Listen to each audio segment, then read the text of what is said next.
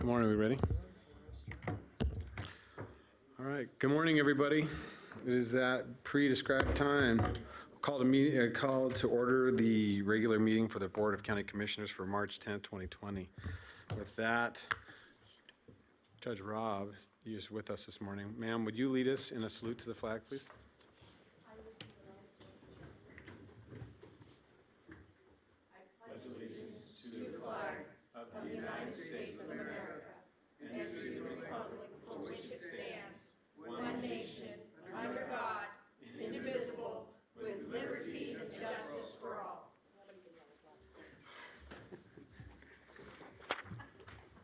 Thank you, Judge. All right, Madam Clerk, can I get a roll call, please? Of course. Bob Lucy, Chair. Here. Marsha Burke-Bigler, Vice Chair. Here. Kitty Joe. Vaughn Hartung. Here. And Jeannie Herman is absent. In for the County Manager is Dave Solero, Assistant County Manager. Here. And David Watsfield, Assistant District Attorney. Here. I'm Jan Galasini, Chief Deputy Clerk. Sir, you have a quorum.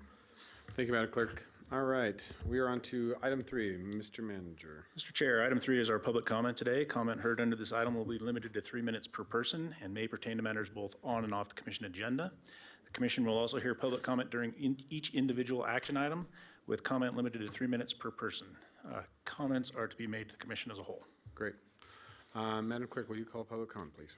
Yes. First up, we have Mr. Kevin Dick, followed by Ms. Tammy Holtstill.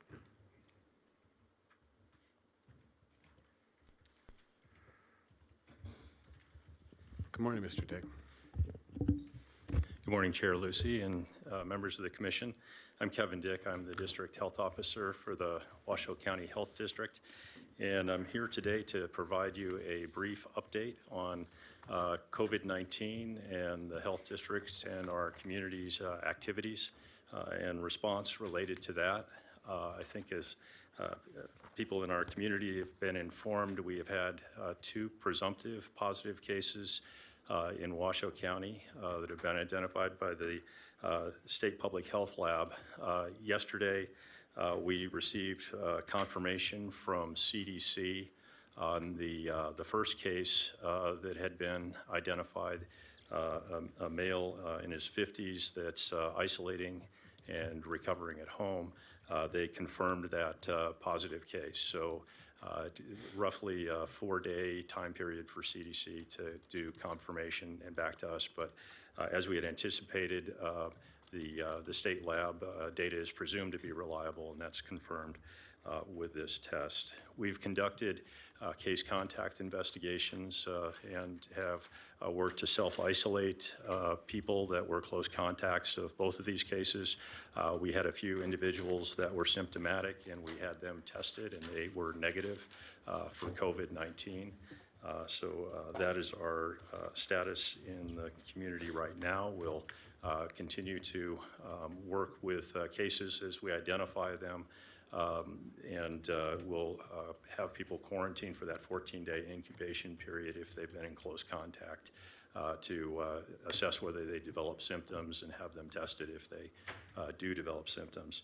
We've set up a community line for people that are concerned about symptoms to call us so that we can talk with them to discuss what their travel history was, potential for exposure to somebody with COVID-19, and do that risk assessment process so we can work to help identify those at highest risk for us to be able to have tests conducted on them and the samples submitted to the state lab. We have a good state lab capacity right now, and they have a resupply procedure to keep them sustainable at the level that they're operating at. So we're also, though, working to try to increase that capacity to be able to do additional testing down the road. Right now, in order to be tested, somebody needs to meet the risk criteria to justify that collection of the sample and testing. I'd like to thank Eric Brown for being accessible and supportive in working with the health district throughout this. We've activated the Regional Emergency Ops Center at a level 1+, so we're working with regional partners members there. I'd also add the governor, Sisolak, has been in close communication with the health department throughout this. And so we're coordinating closely with the governor's office, and he's provided quite a great deal of support for us in our efforts as well. Great. Thank you, Mr. Dick. We appreciate it. Thank you. We have a Tammy Holtstill, followed by Miss Elise Weatherly. The dinger's not working. The ding-dong's not working.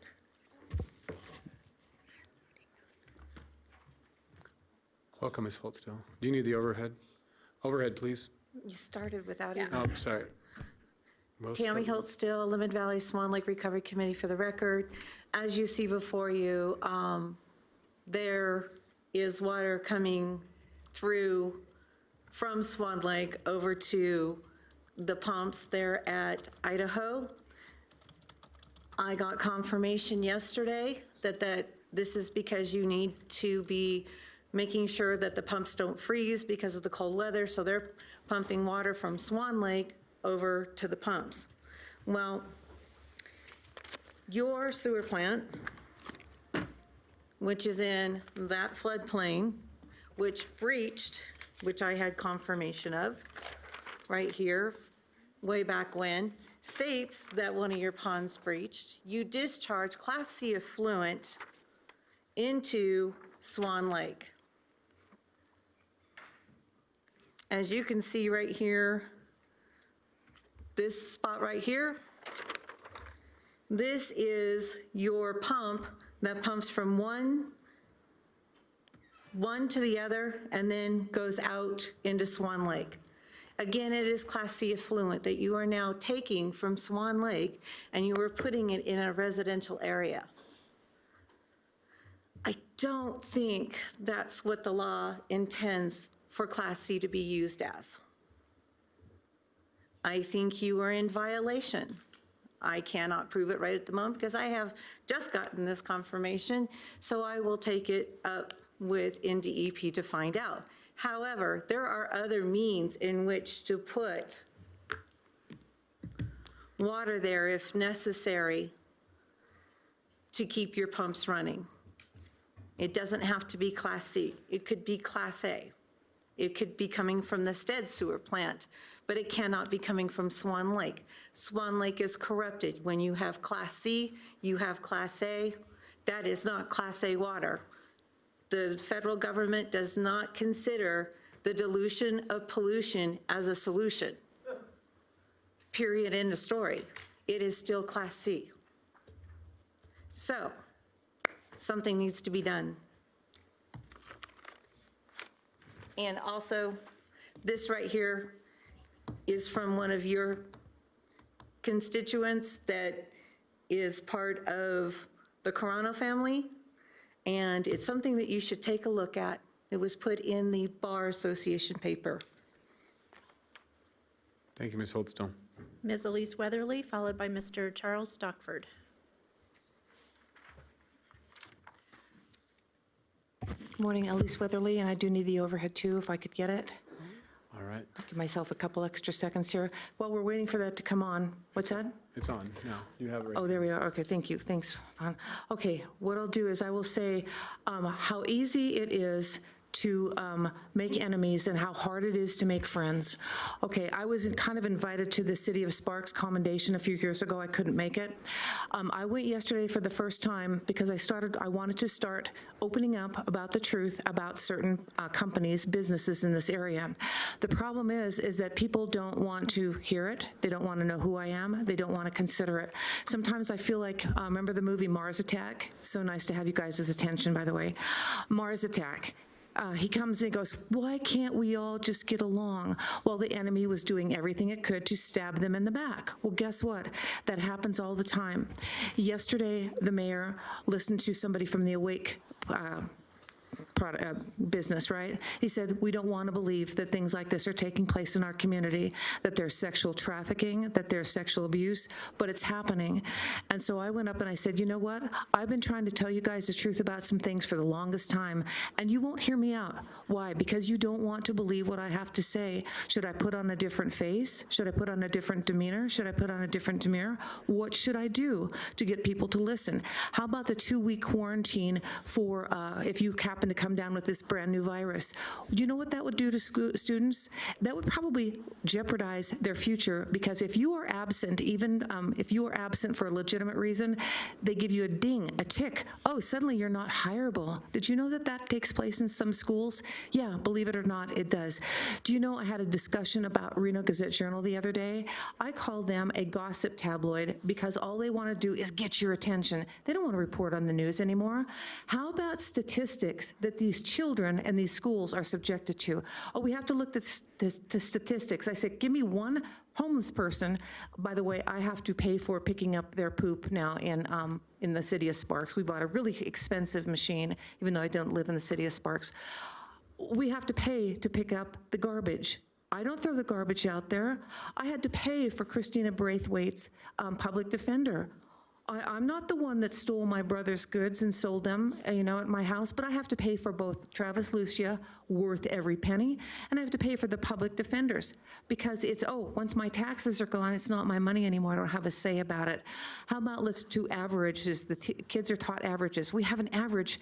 One woman is 30 and one woman is 60. That means the average is 45. So we're going to put all of our time and effort into fixing the needs and problems of a 45-year-old. All I'm saying, you guys, is that our government needs to take a look at individuals and not statistics. Who authorized to have buildings built on a dry lake, on Swan Lake? Who authorized that and who approved it? Thanks. I'm having some technical difficulties over here. The next speaker is Mr. Cliff Lowe, followed by Mr. Sam Dene. Oh, I'm sorry, Mr. Charles Stockford is next. And then, Good morning. My name is Charles Stockford, and I'm here representing the majority of the people that live on Quartz Lane. I think Quartz Lane has been going on longer than the problem they have out at Swan Lake, but it's still an important item that still hasn't been attended to. I'll start out with the problem at the corner of Quartz and Side Hill. There's 4 vehicles parked on the sidewalk, 2 vans and a couple of vehicles. I think one of them might have a classic plate on it, but the rest of them are all sitting on the sidewalk. Kids get off the school bus right there at that corner. Kids come from the elementary school, and they all use those sidewalks. Well, where those vehicles are parked, they cannot use the sidewalk. They come walking out from behind a van, and you're looking for trouble. One of these kids are going to get run over sooner or later. I've talked to a minimum of 5 sheriffs in different areas out there, and they all said they'd look into it. Nothing has been done. It's been about 3 months that they've been sitting there, and I've been complaining about it. I thought maybe I'd bring that to your attention, as well as the problem on Quartz Lane, which hasn't changed a bit. If anything, it's getting worse. I went to the store a week ago Friday, and there was nothing parked there by that trailer that's been sitting there for 3 years. When I came home from the store, half an hour later, there's a car parked there that's been all stripped out and trash piled on it, and it was pulled in there. And I called the sheriff's department about it, and you can follow the tracks right into the yard where they came out of. And the officer called me back a few minutes later and told me that they can't do anything about it. And I said, you can't even go down here and tell them to put it back in their yard? And he said, no, I can't even talk to them. Now, there's something wrong in this system. If you know who did it, and it was seen, they towed it up there with a truck with a cable, what do you call it? Strap. They pulled it up there with a strap and left it sitting there. And the officer said they can't do anything about it. When you know they did it, who did it, and somebody saw them do it, You should be able to do something about it. I don't understand. I called code enforcement, and he was aware of this situation in that yard where that car came out of, and he told them they needed to clean it up. Well, they cleaned it up partially. They pulled it up there on Quartz Lane. So I thought I'd bring all of this to your attention, hoping that somewhere there's got to be something done. Make these people responsible for these vehicles. Thank you, Mr. Stockford. Okay, I'm back up and running. So Ms. Katie Nepper, followed by Mr. Alfred Nepper.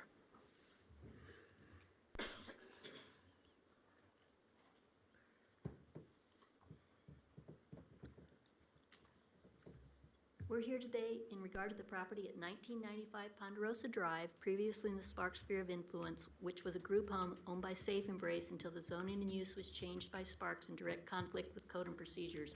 On 11/21/17, Safe Embrace's initial application to the county for a 4-bedroom addition to the existing 5 bedrooms indicated the proposed use was a group home, which would not have been a change to the existing use. None of the neighbors on Ponderosa Drive, which is a 1-block dead-end private street zoned single-family residential with homes on 1-acre lots, were ever notified. We only became aware after we observed construction activity. In September 18, we talked to Sparks Head of Planning, Sparks Legal, and the city manager. All of them assured us the use and zoning were not being changed. Anyone could request additional bedrooms, and that was all they had approved. We then went to Bob Webb, Washoe County Head of Planning, who listened to our concerns and met with the Sparks city manager in November 18. He made sure Sparks was well aware that Safe Embrace, a group home, could have no more than 10 occupants. We called Sparks multiple times and were always assured zoning and use were not being changed. In July 19, after a dispute with Safe Embrace attempting to erect a fence in the road easement, Safe Embrace informed us Sparks had changed them to a group care facility with 32 occupants. The neighbors went to the Sparks City Council meeting on July 8, 19, where we outlined the improprieties in the process, as well as the fact this facility is not allowed in a residential area. At the meeting, the mayor was very concerned and asked the new city manager to look into it. After we met with city administrators numerous times, Sparks acknowledged mistakes were made, but said they would do nothing about it other than perhaps suggest to go from 32 occupants to 18. They said they were making many changes to their process because of our situation, including giving all developed properties in the SOI back to the county. On 3/3/20, we went before the County Planning Commission with our concerns. What is relevant is the residents of Ponderosa Drive previously enjoyed a relatively quiet neighborhood. No residential neighborhood would want a transient shelter with 18 to 32 occupants. The obvious impact is increased noise, traffic, road deterioration, as well as making the neighborhood less safe, especially with an organization which is trying to help women escape a violent situation. These drawbacks, in addition to diminishing the peace and quiet of the neighborhood, also make a significant and obvious impact on our property values. Even the Sparks mayor said he wouldn't want this multifamily transient facility next to his house. The simple and obvious solution, which works for the betterment of all parties involved, is for Safe Embrace, if it wants more than 10 occupants, to sell the Ponderosa property and use these funds to relocate. They would only be out the cost to move to a properly zoned area. We are asking you to revert the use and zoning back to what it should legally be and what Safe Embrace stated from the beginning, a group home with only 10 occupants. Thank you. Thank you. Next up is Mr. Alfred Nepper, followed by Ms. Robin Mercer.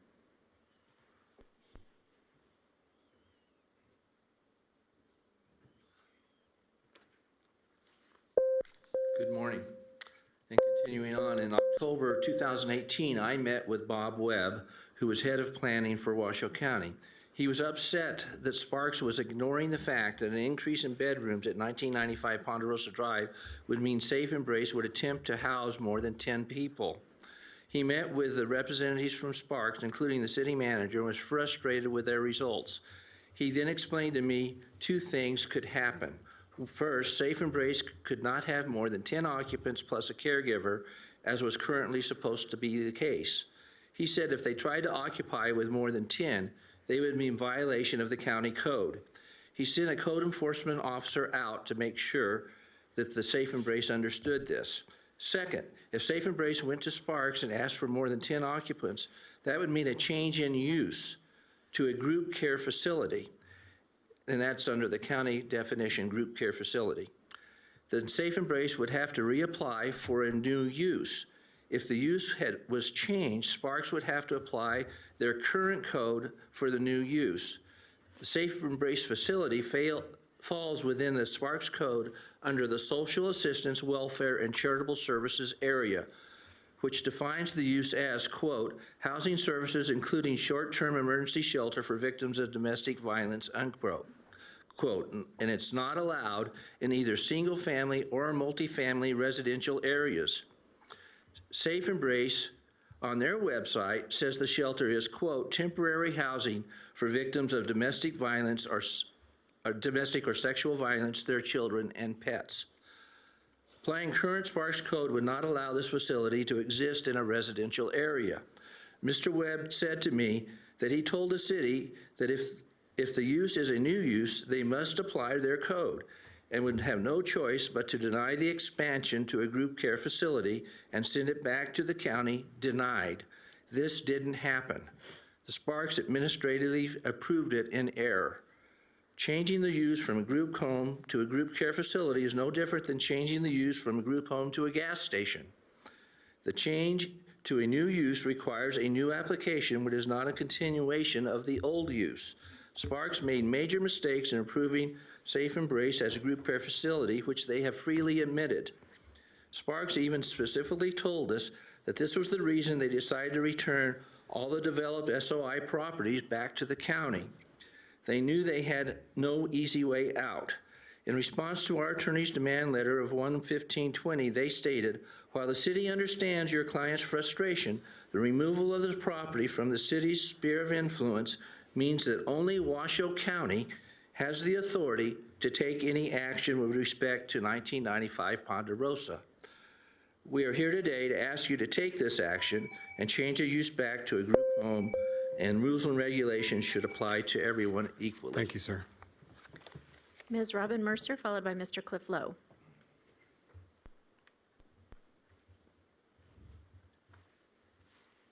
Welcome. Good morning. As a resident of Washoe County, I am here because the agenda indicates a report regarding the family court that I would like to address, a disconcerting issue within that court that I feel needs investigating and to go on record. It is commonly discussed among court employees, attorneys, and the public that a young golden retriever puppy accompanied a family court judge to work on a daily basis. This puppy was quite young and was overseen by staff, such as walking and cleaning up after. Yet it was only after a complaint was made regarding the puppy that the judge allegedly decided to go to a doctor and subsequently qualified it as a special therapy dog for the specific purpose of allowing it to return to the courthouse. It is my belief that it's common knowledge that there was also a dog gate erected within the family court hallway that encompassed Judge Bridget Robb's office, her clerk's office, and that of another judge, I believe to be Judge Walker, who was in the family court at this time. I bring this to your attention as there was a staff member who allegedly tripped over this gate, and hence a workers' comp complaint was filed against the county. As a county resident and taxpayer, I call to the chair and this commission to look into this matter, as this seems irresponsible and unprofessional. Since taxpayer money may be involved, interviews with Judge Robb's clerk, Janet Taylor, and other court staff who have been employed for the past 3 to 4 years may determine if there was in fact malfeasance. This matter continues to be discussed within our community, with constituents believing that it wrongly costs taxpayers, along with our perception that the court is aware of a history of special rules for judges and continues to cover it up. Thank you for your time. Thank you, ma'am. Mr. Cliff Lowe, followed by Mr. Sam Dene.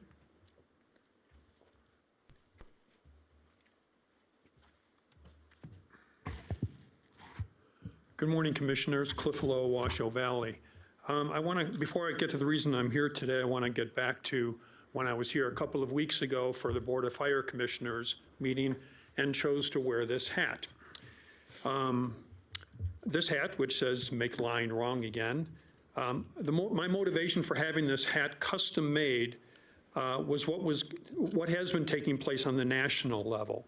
Those that lie continuously and those that defend, either other public servants or in the media, try to defend those who, or explain away what those liars are saying. It was not my intent to target any of you, specifically any of you, or Chief Moore, or anyone else who in an official capacity at that meeting. I think I have a cordial and respectful working relationship with each of you and the chief, and I would not seek to damage that. Having said that, any public servant who is not completely truthful with the public and is offended by what my hat says should be. Reasonable people can disagree. They can have strongly different opinions, like many of us do, regarding the consolidation of Washoe Valley fire stations and what is best or how to go about it. But reasonable people can and should be able to discuss their differences in a civil manner without personal attacks or name-calling, which is why the back of my hat says, "Make America Civil Again." Now to the matter that brought me here today. I want to get ahead of an upcoming agenda item. At that meeting a couple of weeks ago, I brought up that it appeared that Truckee Meadows Fire had entered into a contract to purchase land without proper authority. It was not my intent at that meeting to embarrass Chief Moore, nor is it my intent to embarrass him now. Do you believe in open, transparent government? I believe you do.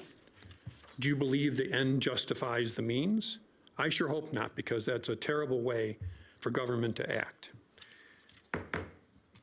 I would mention that at the meeting on January 21st, when the motion was that staff be directed to prepare recommendations for consolidation of the fire stations, the minutes also show that that the chief was asked about the process, and he responded a study would be performed to determine a suitable site, after which they would return to the board with a recommendation for a purchase and sale agreement. I have reason to believe, I'm pretty certain that a contract has been entered into. I have a record of a conversation with an employee of Truckee Meadows Fire. A contract has a price and usually a cash deposit. I would ask you, when this comes up on the agenda, that you direct Truckee Meadows Fire to cancel any such contract, and that direction be given to not enter into a new contract until you have authorized that to take place. Thank you, Mr. Lowe. Thank you. Mr. Sam Dene.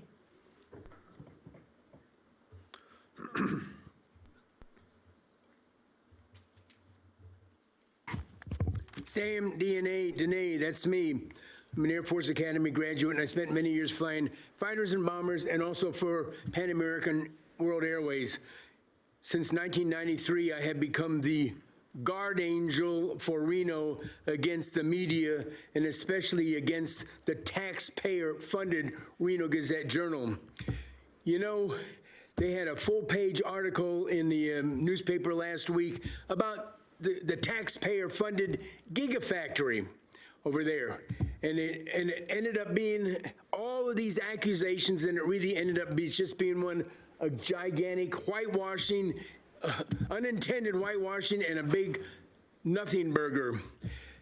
If there's any, they should have written about the fact that with the current problems going on in the headlines, they should have been writing about this coronavirus.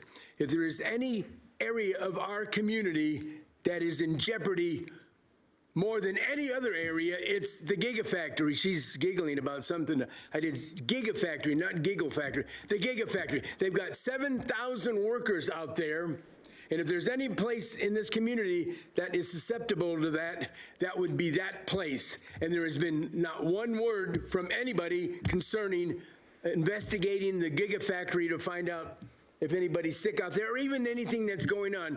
And the taxpayer-funded Reno Gazette spent a full page, front page, writing about a nothing burger.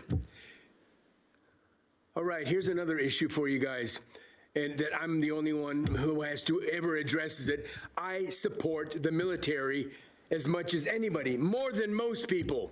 But right now, we've got a problem going on in our community that you are all I would say guilty of allowing to happen. You and your airport authority appointees, they are allowing fighter jets to fly in and out of Reno, landing here. And there are more regulations than I can count in 3 minutes to prevent fighter jets from flying into downtown Reno, not to mention the massive amount of noise. And I support the military when they're at the bases where they belong. I support them more than anybody. But they've been flying in and out of Reno now for the last 2 to 3 months, and it should be stopped. There's too many regulations to allow them to be here. You should do something about it. Also, we've got the Reno Gazette.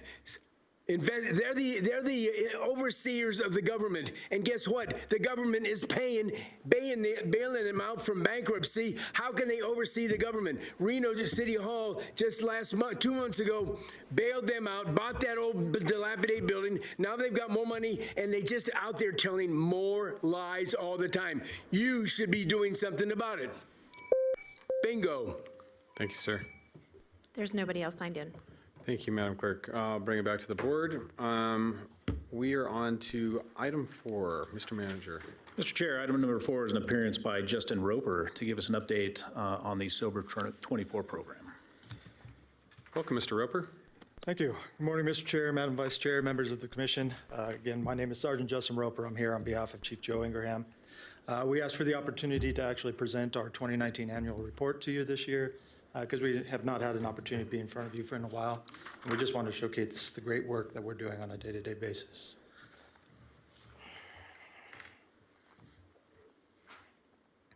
So the mission of the Department of Alternative Sentencing is obviously first and foremost is to hold people accountable to their probation, to the sentence handed down to them by the judge. But we also find that our mission is to provide these probationers with life skills, opportunities, and guidance to help them try to not reoffend in the future and reduce recidivism and public safety within our community.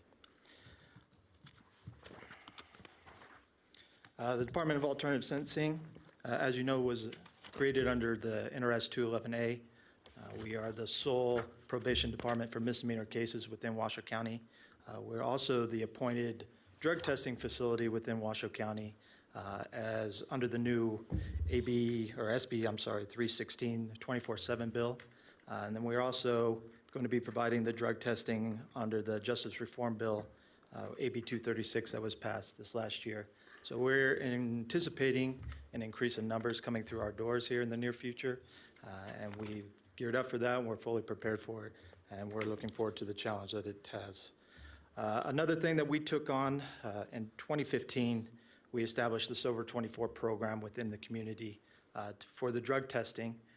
And we called it the Regional Drug Testing Facility because it was indeed our hope to encompass the entire region, not just Washoe County.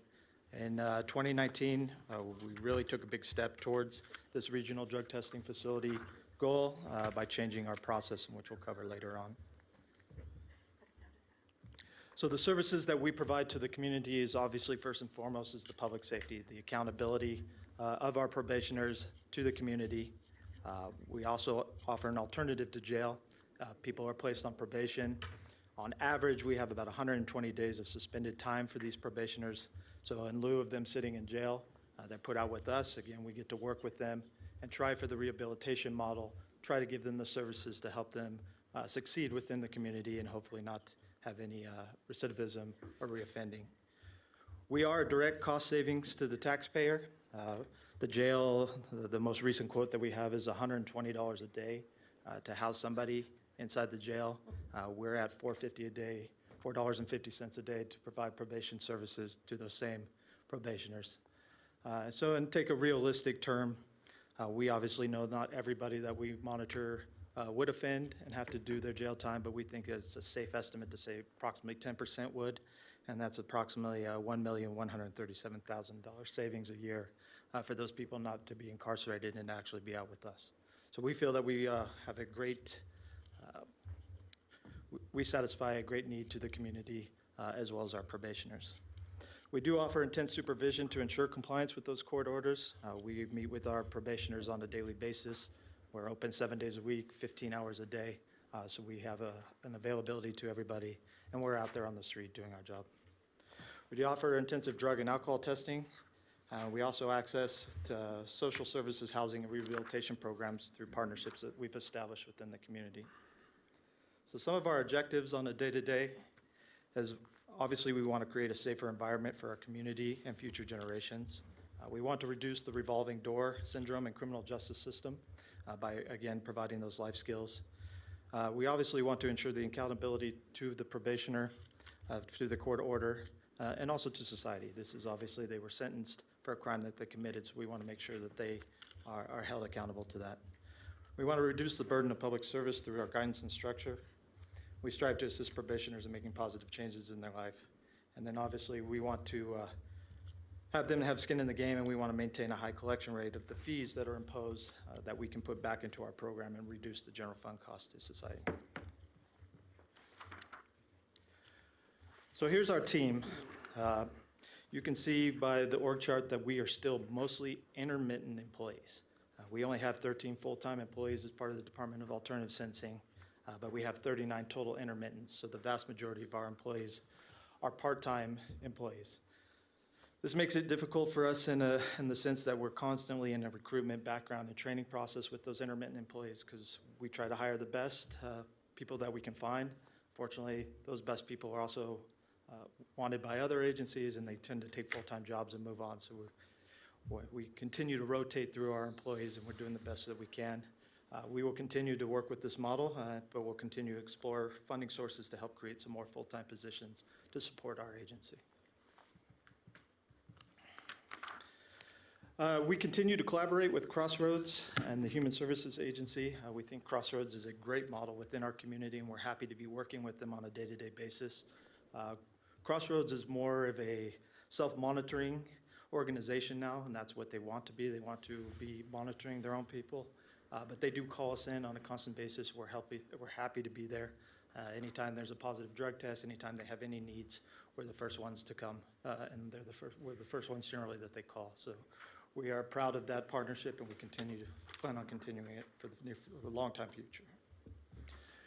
So the strategic plan for our agency is obviously to continue to reduce recidivism and the revolving door within the criminal justice community.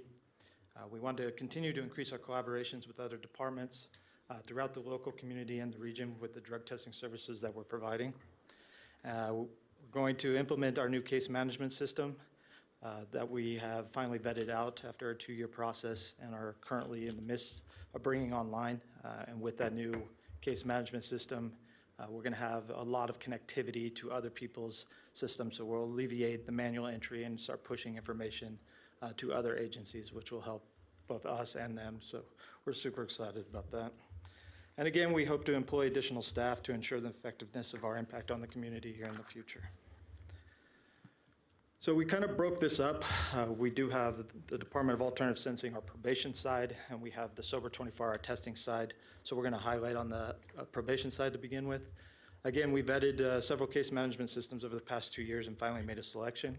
And we've begun to build out, and we hope that we will go live with that new system come August of this year. We did fill 2 vacancies that we had for officers last year. We have 4 full-time positions. We only had 2 of them staffed up until June of last year and finally fully trained by August of 2019. So our numbers were down obviously for last year, but with being fully staffed now, we anticipate that we'll be a lot better this year, and we have really quality officers out there, so we're excited about that.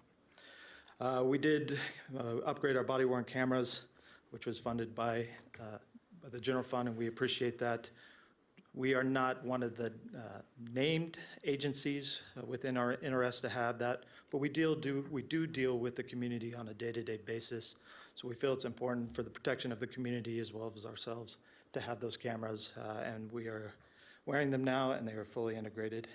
And then just recently, thank you, we renegotiated our building lease, so we have a home now for the foreseeable future with 5 years on the lease with the ability to have a 3-year option.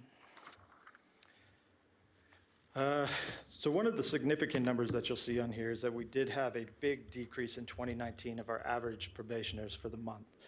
This was a purposeful act. We did go to the courts and ask them to kind of handpick the people that they felt really needed to be supervised last year because we implemented the new drug testing facility. And so we were really trying to focus on that, not without maintaining our primary focus on that, but we were trying to see if we could strike a balance, and the courts did work with us. So our numbers did reduce a little bit on the average number of probationers, but we've already gone back to the courts, and this year we said, send us everybody. Anybody you want supervised, we're ready to go. So we do anticipate that that number will have a great increase for that reason and for the new bills that have passed where we anticipate more probationers coming our way. You can, again, just as a direct correlation, you can see we had a drop of new probation cases sent our way, and that's for the same reasoning. Our cases closed, though, you'll notice that the successful closures went up significantly, and that is directly related to our drug testing, because this includes our courtesy cases, so cases we monitor specifically for drug testing for other agencies. And so we did have a large increase in cases that were successfully closed over the year. Our unsuccessfuls maintained about the same rate. We're pretty satisfied with our successful completion rate there. And then the other cases are our warrants. Once they age out after 2 years, warrants are just closed out with our agreements with the courts. So this is the look at our multifaceted approach to providing probation within the community. We do home visits. I'm sorry. Go ahead. If I could Sorry, go request a ahead, little bit Sergeant. more Just finish up, please. Okay, so we do a multifaceted approach, home visits, personal visits within the court. We reach out telephone, email to our probationers. We do court appearances where we're in court when the probationer is in court, and then obviously our in-person contacts within our agency. This one is always important to us that we just point out that even though we're a misdemeanor probation department, the vast majority of the people that we deal with that are sentenced to us have a felony history. So there is a certain level of danger that's applied to us, and also our responsibility providing that community safety. We changed our revenue structure over the past few years. We went away from while we're statutorily allowed to charge a probation fee. That's a large number to try to charge people on a monthly basis and to collect. So we changed it away from where if you are sentenced to supervision and you have a drug testing nexus, we no longer charge a probation fee, but we charge that drug testing fee. It's a smaller sum, it's collected more readily, but we found that we have a greater success rate by collecting that, and you can see that our revenues have gone up substantially over the last few years by changing to that model. We've also, with our drug testing lab, have subsidized testing fees where the agencies that we've gone into contract are actually paying for the testing that the people they send to us are receiving. So it's easier for the person that is receiving those services, and the funding is coming from one state or county organization or another. This is just showing you that we're pretty even on how we divvy out our full-time staff to our different responsibilities. It was funny enough, it went directly 104 to 1 is about what we're running, probationers or clients to our staff. So. Moving over to the Sober 24, last year we did contract with Microgenics to bring in an in-house immunoassay lab quality machine. So you can see that since we brought that machine on, we conducted 45,284 tests. That's samples, and with those 45,000 tests, that's 328,000 drugs that we tested for in a 6-month period. So that is that's a large number of drugs that we're testing for to hold the community safe and these probationers accountable to their things. We obtained an automated call-in system as part of that for randomizing our drug testing. This is really beneficial for our customers as well as for us. This call-in system automatically generates the randomization so that people can't try to figure out what their testing schedule is going to be. It allows us to see that the person has called in every day. It allows us to push messages out to the person through the system. So it's very multifaceted for us and has become very useful and helpful. We provide all drug testing for the 2nd Judicial District Court Specialty Court programs now, the Reno Municipal Courts, Child Protective Services, and we're starting to contract with other several small agencies, both within the county and in the regional area. And then we've also hired the 3 OA3s that were approved by you last year to supervise our screeners and oversee our Sober 24 operations, which is 7 days a week, over 2 shifts, 15 hours a day. You're looking at the drug testing that we did the last 2 years. You can see in 2018, we went from 41,000 to 2019, we went to 84,608 tests. with the 5,839 positives in 2019, which gave us a 93% success rate, which is, we feel very good. This one, I think, is the most telling for why we brought in the drug testing lab. Prior to July of 2019, we were using the presumptive cups, which was a 6-panel cup.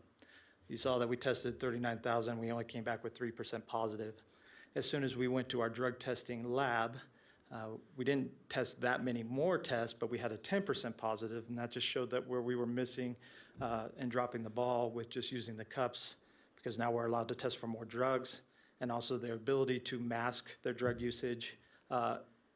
They are a lot less unsuccessful with masking that drug usage. So you can see it's very telling with how much more positives we caught. And we had when we first switched over, we had a large influx of positives. People now know that we can test for all these drugs, and we've come back to what is our average, about 6% positive rate. These are the substances that we test for with our new lab. There's 17 drugs, and we do creatinine, which is our validity testing to make sure that they're not trying to mask or dilute their samples. We monitor the national trends.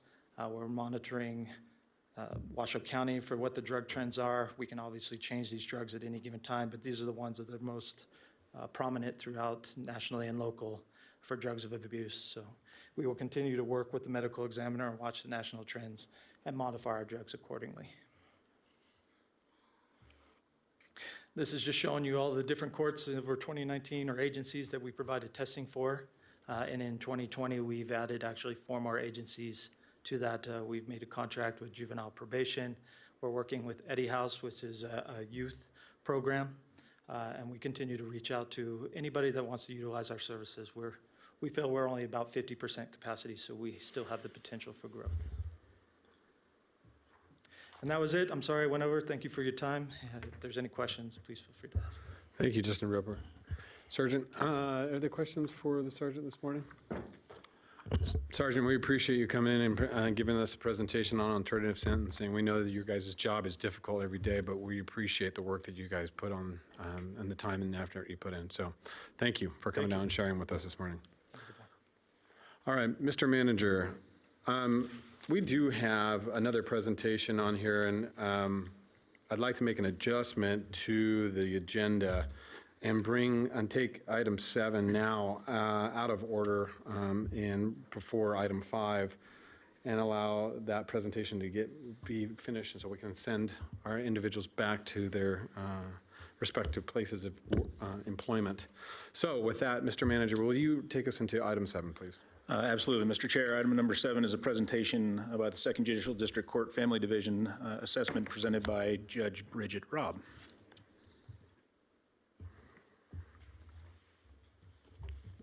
Good morning, Judge Robb. Good morning. Good morning, Chairman Lucy. Good morning, members of the commission. And thank you very much for the courtesy of moving this ahead. I would not have asked for that, but I certainly appreciate it. And thank you also for the opportunity to present on the family division assessment that was done by the National Conference of Juvenile, thank you, and Family Court Judges in both Washoe County and in Clark County. Let's see if I can figure this out. All right.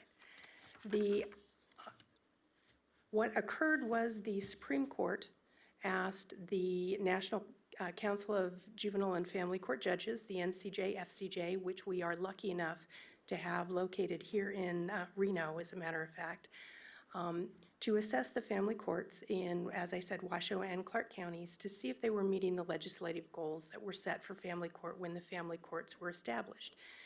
It is interesting that the NCJ, FCJ was actually the entity that did the original assessment for the legislature to see if a family court would be warranted in the state of Nevada.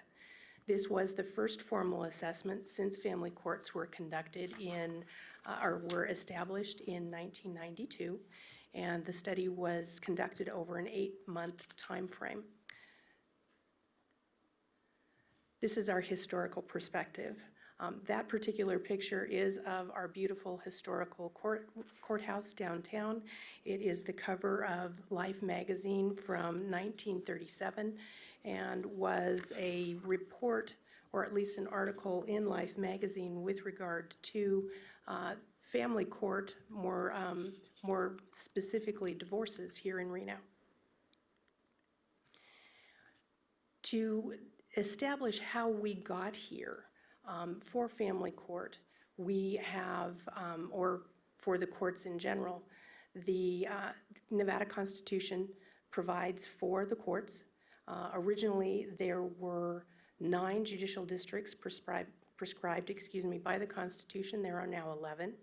And in the late 1980s, starting in 1987 through 1992, that's when the legislature and then the voters weighed in on the establishment of a family court. I asked that this slide be included because I'm a history nerd of sorts, and I found it kind of interesting. I hope you do too. When the Constitution was originally put into place, there were 9 judicial districts, and of those judicial districts, one was the 4th Judicial District here for Washoe County. Washoe County also was appended to something called the County of Roop. I'm a 4th-generation Nevadan, and it took having this slide again for me to remember the County of Roop. But Roop was done away with in 1883, and Reno was named the county seat for Washoe County in 1871. That same year, Myron Lake donated the land on which the historic courtroom or courthouse is now built, and that building was built between 1871 and 1873. That particular building you can't see, although it still exists. It is completely surrounded now by the courthouse that was designed and built by Frederick de Longchamp and is now a landmark. A bit of trivia, Clark County didn't even come into existence for almost 40 years after we had our county seat here and the courthouse was being built. So again, how did we get here? In 1985, there was a request that we take a look at whether there should be a family court. In 1987, the NCJ-FCJ was given $175,000 to study the creation of that court in Nevada. In 1987 and 1989, the legislature approved the amendment to the Nevada Constitution to permit a family court, and then in 1990, the voters approved that constitutional amendment. In 1991, the legislation that created and defined a family court was passed, and in 1992, the first family court judge was elected in Washoe County. That first family judge was Judge McGee, who had already been a general jurisdiction judge. He was our first family court judge. 5 years later, we had Judge Jordan join him in 1997. In 2001, 2 more judges were added, and in fact, I was here before this body at that time testifying in favor of the 2 new judge positions as the president of the Washoe County Bar Association. In 2007, 2 more judges were added, and now with this last legislature and with the great assistance of the county, Washoe County District Court has been permitted to have 1 more family judge for a total of 7 family court judges here in Washoe County. Why should there be a separate family court? Family courts focus on children, and we know that children function on a different timeline than do adults. 6 months in the life of a child is an eternity in the life of an adult, and so we are very cognizant of that. We also know that family cases are not usual litigation cases in that we need our family cases to be less adversarial and to use more alternative dispute resolution. Unlike other forms of litigation where you can have 2 people, one party sues the other, they can go their separate ways and never have to see one another again. In a family court situation, especially where you have children, the parents will be tied to one another forever because they share children. And so we need to make sure that we don't have the adversarial process that is set up in civil court. And that's one of the reasons that family court was established. Generally, courts which don't have a family component are less sensitive to family rights and don't have the family-specific training that family courts have. In fact, under the legislation, all judges are required to take courses from the National Judicial College. Here, again, in Reno, we are very lucky to have two of the principal educational bodies for judges located right here in Reno. There is an additional 1 week period of time that family judges are mandated to take.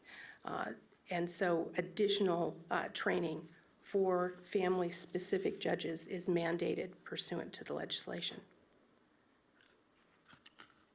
Pursuant to NRS 3.225, the family court is required to resolve disputes and to encourage the resolution of disputes through non-adversarial measures and to cooperate with other family support services that are available.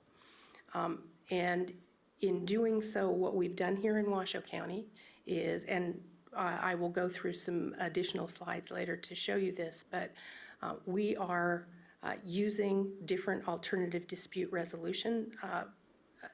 Mediation is one of them.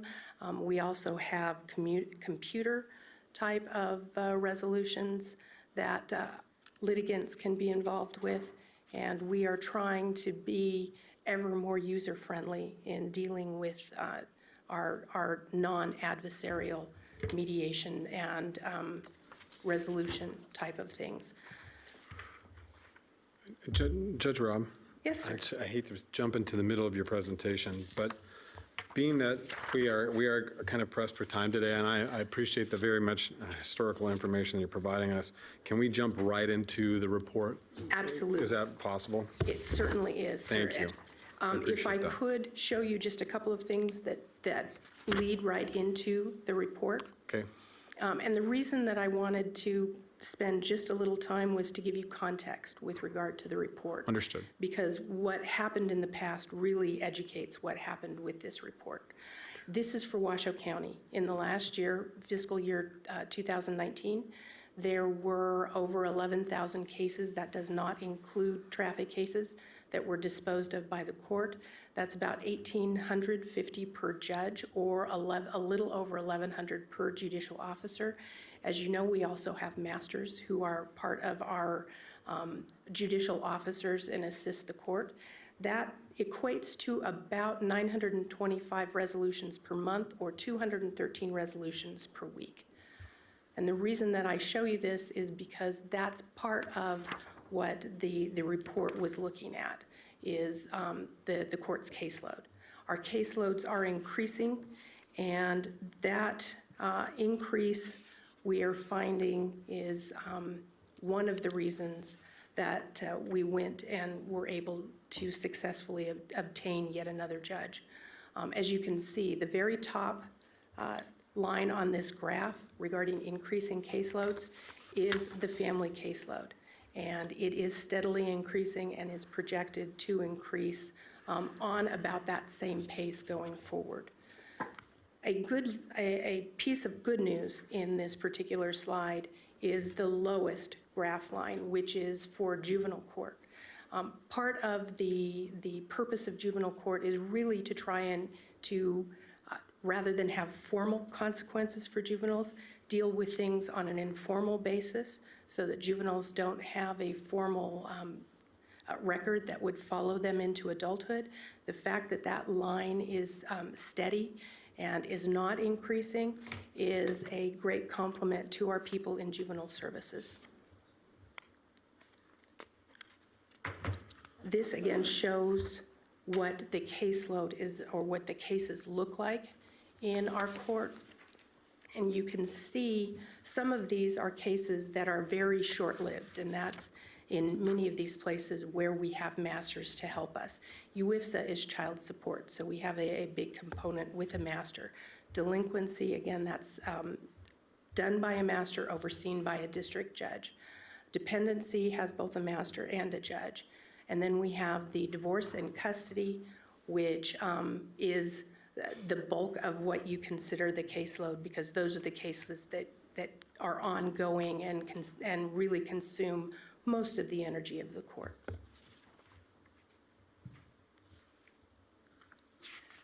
Our alternative dispute resolution, which I talked about, includes mediation. We've had 400, almost 500 mediations conducted this last year. That's a 72% success rate, which is significant because many of these mediations take place after the parties have already come to court and haven't been able to settle their disputes before the judge. So to have mediators be able to have a more than 70% success rate is pretty extraordinary. Part of this is also something that's very innovative across the United States. We have implemented a mediation program in dependency. Now, you would think that that would be a difficult thing to have be successful, but our mediators have been able to deal with termination of parental rights in a dependency action by mediating open adoption agreements or contact agreements rather than a complete termination. We also have, and once again, this is important to the report, our support services that are available at the court. We have the Self-Help Center, the Protection Order Help Center, Lawyer in the Library, and the Family Peace Center. Many of these are now disjointed and are not co-located in one building, which makes it difficult for our family patrons to be able to know where it is they're going and to be able to efficiently use the court. We try at all times to be able to make the court processes as user-friendly for our litigants as possible. However, just because of the physical plant that we have, we are having some difficulty with that. Our community partnerships are also significant. The presentation from Sober 24. Sober 24 is one of the providers that the family court uses for drug testing if that is necessary. We have various mediation and clinical counseling available. We have social workers who are on site to be able to assist people who need those services. Children's Cabinet does parenting classes for us. Human Services Agency is a great collaborator on many of the things that we do, especially in dependency, in delinquency, and also with one of our newest programs, which is Safe Babies Court. Into the report itself. The methodology here is important. The NCJ, FCJ took a look at documents that implemented the family courts to make sure that they knew what goals were set and what the measurement for achieving those goals would be. There were 3 electronic surveys sent to stakeholders. There were 3 separate days of interviews interviewing stakeholders, judicial officers, including our masters. And the survey included private lawyers, public lawyers, court administration, our court staff, stakeholder agencies, and legislators. One of the things that I feel is most significant about the way Washoe County went about this, and I'm very proud of this, is in Washoe County there were 48 family division staff, 81 attorneys, and 28 agency stakeholders that were mailed the survey. 70 total responses were received. Now, we didn't cherry pick the people that we sent this to. Every single active member of the family bar, for example, was mailed a copy of this survey. So we wanted to get the most holistic view for the NCJ, FCJ that we could. In contrast, as I said, we had 70 responses. For Clark County, they received 48 total responses out of a much larger group that could have responded. The goals that were set for family court were access to justice, expeditious and timely disposition, equality, fairness, and integrity, independence and accountability, and public trust and confidence. Based on judging the family court's performance against those goals, the NCJ-FCJ had 7 proposed recommendations. Now, of these recommendations, several of them are not really something that the commission would be interested in, but I've included them in our materials for sake of completeness. The most important thing is the NCJ-FCJ recommended sustaining the family operating model, which is important. They want and believe that the family court is an important process in our court, and as they stated, there continues to be strong support among judicial officers and stakeholders to continue the model. One of the comments that I received from a member of the NCJ-FCJ study staff was that the collaboration between the family court and the stakeholders, including for example, Human Services Agency, was extraordinary in the United States. It was something that they found to be most unusual and incredibly helpful for our children. And they felt that that was something that would really lead to positive results for our children going forward. The second recommendation was that there be careful planning for future court facility expansions. One of the things that they noted was the dislocation or the fact that we have now family services that are located in different places because we have outgrown our physical plant. Along with security, which is our number one reason for asking for a new courthouse, this is the second reason, because we need to be able to have the facility to assist with appropriate litigation of family matters and having appropriate places for families to be. One example would be that given the change in the way child witnesses are dealt with in family court, we now have to find alternative ways to be able to talk to a child rather than putting them on the stand as a witness. And because that can be very damaging and very intimidating to a child. One of the things that we try and do is have the child come in, talk to the judge uses questions that have been proposed by the litigants or their attorneys, and the litigants are able to view that child's interview in another remote location. The interview room is maybe 3 times this podium. It is tiny, and you'll have the 2 parents plus counsel all in one room viewing this, because that's the only way that's the only location that we have to be able to conduct those interviews. That is difficult when you have 2 parents who are in conflict, and it is simply close for 4 human beings to be in a place that is that small for something that important. These are some of the reasons, again, that would support a new courthouse going forward. The weighted caseload study is, I don't know that that's something that you would be interested in. It is not something that the court is engaged in right now, because it won't make sense until we have our new judicial officer come on in 2021. Looking at what the judges are doing now and the judicial officers in a weighted caseload study would not be useful when we're going to add yet another judicial officer in 2021. So we are not going to waste resources doing that right now, but it is certainly something that we will do as soon as it's appropriate.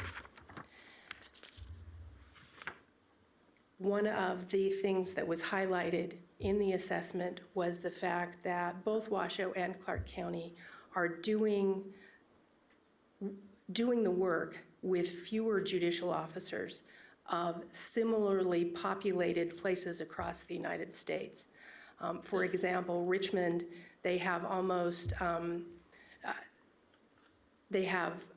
almost 4 judicial officers for 100,000 or for 100,000 population, where here in Washoe County we're down to about 2.2 judicial officers for that same population. So we are doing with about half what other places are doing with far more judicial officers. And the way that we can do some of that is because we have an amazing court administration who have been very innovative in trying to create efficiencies for us. We also have an incredible IT staff who have done amazing things. We have been working in conjunction with IBM to try and put in place a program with using Watson, the computer.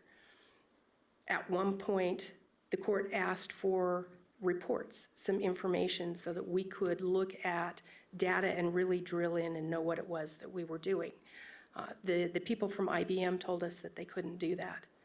Our IT staff were able to, with 20 man-hours, give us the reports that we had asked for. They are truly incredible. The next recommendation is to look closer at hearing masters. Hearing masters are useful in that they deal with high-volume, very similar cases. For example, child support, TPO, and some of our juvenile delinquency cases. Those are all handled by masters.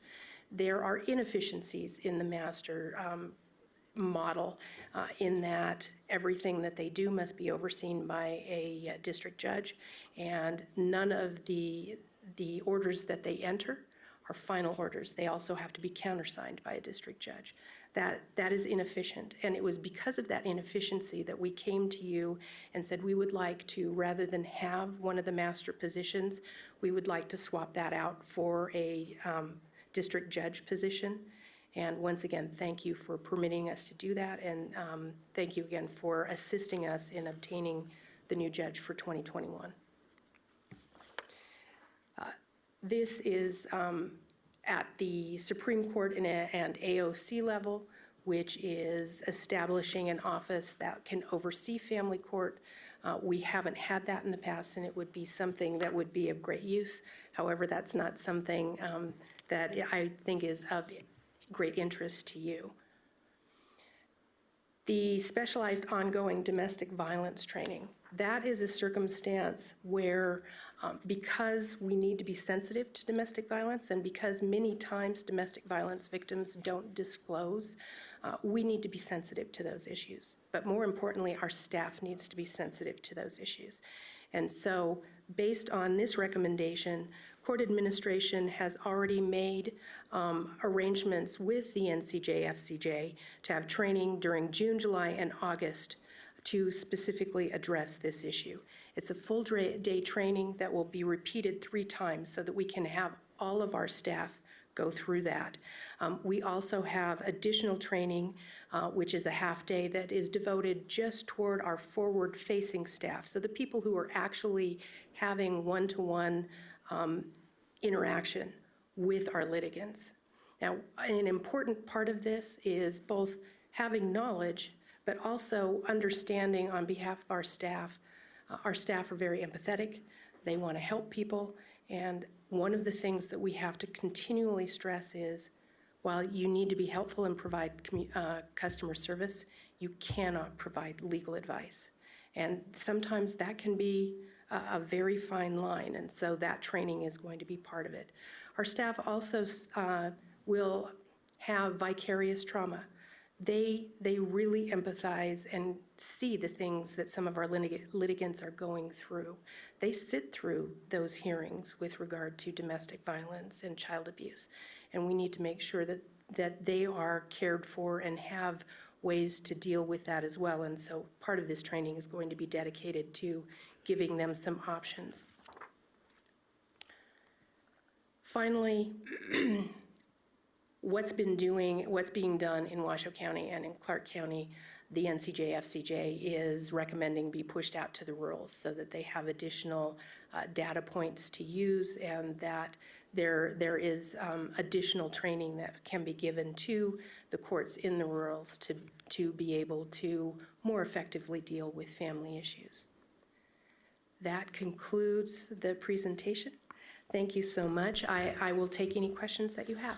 Thank you, Judge Rod, and we appreciate you coming and having this discussion with us. We know that obviously the family court is a major court for us. Not that we control the judges, but we also oversee a number of the staff within the court. So we want to make sure that you guys are adequately serviced so that you're able to fulfill the caseloads that you have. I have Vice Chair Burke-Bigler signed in. Thank you, Mr. Chair. Thank you, Judge Rob, for your presentation. It was very interesting. I really found, as I read the report that was prepared, that they seem to be highly critical, perhaps, of our court and the Clark County, Washoe County and Clark County both, from the perspective that they thought some of these other things had to be added into it. So I'm happy to see that those are things that you're really starting to work on, like training all of the staff on domestic violence. I think that's extremely important. Certainly not something that we've really done in the past, but very important to the court. I do have one question, though. Are there currently mechanisms in place so that within the family court itself, so that litigants who come in can provide feedback on judicial actions, on whether or not they feel like they were treated courteously, whether or not they were, if they felt they were discriminated against in any respect? Are there currently those types of programs in place, or are you guys working on getting those in place? 'Cause I didn't see that anywhere in here in your presentation, and I know that that's really important to people who are using this court, and all statistics are, this is an extremely important court, and it's going to continue to be more so. And I'm a very strong believer that we need to make sure the constituents who have to go into these types of courts that really are getting the care and the attention they need. So I just wonder if you've got that in place already, or if you're working on it. We do have some procedures in place. Obviously, if a litigant is unhappy, they certainly can report to a litigant or counsel, frankly. They can report to court administration. Our court administrator is also the clerk of the court. And so they have a direct line to her, and she takes that information very seriously. It is possible for especially attorneys to contact the presiding judge, and it is then my job to shield the person who made the complaint, but to talk to the judicial officer and say, this complaint has been made, this is something you need to look at. There have been times when, in the course of those complaints, I will look at the recordings of the hearings to be able to express to the judicial officer, you might want to take a look at this, and this is something that has been a complaint. There's also the judicial discipline panel, and complaints can be made, and that is really fairly user-friendly. You go online, you fill out a form, and that form is then presented to judicial discipline. So we do have some things in place. I saw that in the report as well, and that is something I think we do need to find a way to be able to make that even more easy to give feedback. We are in a position right now where we've been trying to react to some other things, including the newest legislation involving child support guidelines that just became effective February 1, the red flag or significant TPO legislation that just changed, and we're putting those policies into place. So we're reacting to those things. But we do need to do that, and the NCJ-FCJ is a good clearinghouse of other jurisdictions in the United States. We can go to them and ask for some assistance as to how to set up that kind of feedback model. Thank you, Mr. Chair. One last thing. And then, so since we are, we've been around here long enough that we know there have been some, shall we just say, past issues with select judges. Indeed. And and it seemed that as we looked at that it took quite a while for some of the, I won't use the term abuses, but some things that were inappropriate to the constituent, that it took quite a while to bring that to the attention. So is there a process in place now that's speeding that up so that if a person who's in the court and really feels like they've been wronged, that gets attention and the judge perhaps gets counseling or whatever to assure that we're making that quicker than it has been in the past? I know that that's a criticism of the Judicial Discipline Commission. Unfortunately, that's not something that the Second Judicial District controls. But that is something that the Supreme Court listens to and is very attuned to. And they are also very aware of needing to make sure, first of all, that you meet both sides of the issue. The judges have a due process right to know what the claims are being made against them. They have a right to have that properly investigated, and the Judicial Discipline Commission investigates those things very, very thoroughly. And then they have a right to a hearing, and that sometimes can take time. And in this particular case, that there were 2 complaints that they went through. So there was the first complaint and then the second complaint after the suspension revealed additional issues, So one last thing, Mr. Chair, I know I just said that, but this truly is the one last thing. So I really appreciate the fact that you showed us the statistics for each of the judges in the family court. Clearly, that's a lot of work for any single judge to do, but it's a choice that you make by going into the family court. So what I really would like to see is an annual report to this commission about what is going on and what the statistics look like for all of the various different judges, because maybe we need to move a judge out of civil court or out of someplace else and put them in and move them in, because as this community grows, everybody's aware this particular court, especially court, is going to get a lot more attention. So I think at least an annual report to us is probably a really beneficial idea, and I'd really like to see that in the future. Thank you. And Vice Chair, thank you very much for the suggestion. One of the things that I can point you to that is available right now, the Supreme Court does an annual report that contains many of the statistics that you are asking for. It's not broken down by judicial office, and sometimes that's different. That's what that weighted caseload study is really all about. Because some judges handle a volume caseload, and others are dealing with matters that take far more time and far more court time. So that's what they're talking about there, and that's what that study would provide. Okay, thank you. I just think it's really important that we see this, and that our constituents, people who live in the greater Washoe County area and surrounding areas and are in this court system, really should know what is going on in the court system. So I appreciate you being here today. Thank you very much. Thank you for your attention. Thank you, Madam Vice Chair. Commissioner John. Thank you, Mr. Chairman. To piggyback on what the Vice Chairwoman said, my very first question is, you mentioned in your slide that in your assessment overview that this assessment formal, I haven't seen your measures and your tactics, presumably it is a unbiased assessment done since 1992, and that is not okay with me. Is there a plan with you and your colleagues to do a more compulsory assessment, meaning do you set a time limit now when you're going to assess each other, since you haven't done it since 92? Well, Commissioner Jung, if I could respond to a couple of things that you said in that question. First of all, it wasn't the court's assessment. That was an assessment that was done by the NCJ-FCJ, which is an outside third-party unbiased. Didn't you pay them to do it? We did not pay them. Who did? The Supreme Court did. Okay. And so. But this is since 1992, so I'm saying the same that the Vice Chairwoman is saying.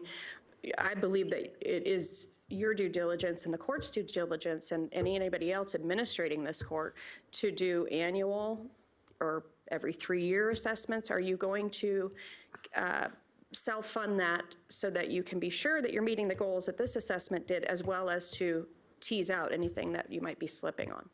Commissioner Jung, I would suggest that that would be something that would be, if that's what you're asking for, that would be something that we would be asking for the commission to assist us when we come with our budget. We do every year report our statistics to the AOC, and the AOC, that's what statistics are then rolled into the overall Supreme Court State of the Judiciary report. And it includes, I believe, many of the statistics that you are asking for. Well, I'm going to, Mr. Chairman, and the rest of this board, I would like this to be more compulsory. I don't know the right time, because I don't know the best practice for this area, of subject matter area, but this needs a lot more assessment rather than going to the state and then funding an outside nonprofit. I think that you should be self-assessing. You mentioned that the way that the courts are set up today, it's really difficult for those who are using court services to navigate all of the different ways. Now, can you tell me where we're at, or if you are involved at any point, and who is, so I can take this further? There was a quite concerted effort in which we spent a lot of tax dollars on trying to look at consolidating courts, because if you look at the Muni Court and the Justice of the Peace and then Family Court, it's a nightmare for anybody to navigate, even somebody with advanced degrees to navigate. And Mr. John Burkich did a lot of work to try to consolidate these courts for more efficiencies and, of course, most importantly, so that the end user would have less frustration and confusion. Where are we on that, and were you part of that group, and where are we going now with that? Commissioner Jung, I was not part of that group, and I think that there may be a misunderstanding. There was a commission that was with regard to the Justice Court and the Municipal Court. That, to the best of my knowledge, did not include collapsing those into the district court, which is a higher level and actually sits as an appeals court of those other 100% get it. two. Okay, so that was left alone, and they were really trying to do down here, which everybody has to go through the Justice of the Peace. I mean, there are doors that everybody will go through, no matter if they had a speeding ticket or they murdered their spouse. They're going to have to go through that. So that was where that, okay. Exactly. So you're not the tree to bark up for this. Thank you, Madam Judge. I do have another question. Who owns the building? Who owns the building? The county does. Okay, County is the so I never received a survey. You said you had 48, you were very proud of how many people responded, but I'm an end user because I fund the building. Did anybody here fill out a survey for I think you would, if I were you, I would talk to the national courts and say, here, these are people that provide really all of your support staff. We provide your building. The only thing the state provides for you is your salary. So I would think one of us, or was any of our management team involved in any of that survey? And it's okay if they weren't this time around. It's your first time to assess. But please, the next time around, you need to have somebody up here, not staff, take that survey. Maybe not all of us, maybe all of us, because we provide you all of your auxiliary services and we own the building. So that's a major fail on this person that you contracted with. And Commissioner Young, that's something that certainly I will take that information and we'll make sure that that happens the next time around. Okay, thank you. And then finally, you used some comparables, or maybe it was you or it was the National Family of District Court Judges. NCJ, FCJ, the Whatever. National Council of Juvenile and Family Court Justice. Okay. So did they decide these comps, the comparable counties? Or did you? No, the report is all them. We did not give them that information. How did they choose those comparable counties? Based on population. Could you get them back to me to talk about that? Because I think another thing that we do when we do comps that drive me nuts up here, doing this for 12 and a half years, is we end up comparing counties that pay far more taxes than this county pays. And it's a skewed result. And I believe we need to compare counties similar in size and similar in funding. Wasn't that Richmond, Virginia that was put up there? Yeah, Richmond, Virginia citizens pay a lot of money in taxes so that they have that type of ratio. So please get back to them. I'm assuming you paid them to do this. So they failed at asking one of the major key players here, and they failed at doing a proper comp. So I am expecting to see, maybe not this year because you've already paid them, they've done their service, the contract is over, but when you do it, and again, I don't know if it's annually, I don't know if it's every 2 years, I don't know the way this all falls out in terms of change, but I really have it bothers me to compare apples and oranges. And it really then takes my citizens, they will be calling me, I promise you right now, and getting emails saying, how come we can't have the Richmond, Virginia level of services in family court? And as you know, being in the position you are, family court is the most dangerous court I think you can be in, because people will kill for their kids. I mean, I would kill for my dogs. So I can imagine if a child came from my body. And then when you have spouses and all the things that go into that, you are right, the danger that is there. I don't think so much you. I think the front end staff is who your staff sergeants have a lot of, and I don't think it's your court administrator either. I think it's people right there in the door trying to deal with people who you could potentially take away their family. I get all that, but I really have a problem with these comps because it misguides and misaligns our taxpayers, because they're going to say, I want that ratio. I couldn't see my judge till this day. My kid's lawyer wasn't appointed till this day. And I have to ask you, it's not your fault. This is who you chose to, or who the state Supreme Court chose to do this study. But to use Richmond, Virginia, please look that up, what they pay in taxes. Absolutely. They pay for those types of luxuries that we consider luxuries in Washoe County, because we have no money, because nobody here wants to pay money, but would love to have all the luxuries that high tax paying cities and counties pay for. So that is not a comp. It doesn't make any argument for me why anything should change there, because it's not apples to apples. And you don't need to answer that, because that's not your fault. You didn't commission the study. You hopefully didn't control the study. If it's truly an unbiased assessment, but that is a bothersome. Our staff here will use Alameda County. Do you know how much an average home there is? About $1 million. That's just to get into a home. So imagine all the tax they're taking in there. So another one that was brought to us in another administration was my very favorite, Half Moon Bay. Have you been to Half Moon Bay? I mean, you can't even live for a month there without $1 million. So this isn't you. This is just an accumulation of frustration over not comparing apples to apples. So those are all my questions, Mr. Chairman, and I don't think you should answer it, because it's not yours to answer. Thank you. Thank you, Commissioner John. Commissioner Hartung. Thank you, Mr. Chairman. My colleagues have had great questions. I'm going to kind of go just a slightly different direction. I'm glad you brought up alternative dispute resolution. I think that that's a great way, and I would like to see that program enlarged. I see that you have a new online program, but it's so difficult, at least in my opinion, for a family when they get in front of a judge. It's very unsettling. And so some type of mediation program, some type of alternative dispute program enlarged where these things can be potentially worked out. And I think what I didn't see was the cost for the alternative dispute resolution system versus taking it all the way through the court system where they have to go in front of a judge and it goes through the entire process. And Commissioner Hartung, if I could, and thank you for the question, our mediation services that we provide for families, that, as I said, is very, very successful. That is provided at a sliding scale cost, so that if you are not able to pay, you still get the mediation services. If you have some ability to pay, you pay a very modest amount for the mediation services. But we also have, and I glossed over it in the interest of time, but since you've raised it, we also have the ability, and they aren't strictly mediation or alternative dispute, but we find that they really help. And they are online communication platforms. Our Family Wizard, Talking Parents, something called Co-Parenter. The first two are really, they're platforms, they're app-based, so that all of the communication between the parties go through one portal.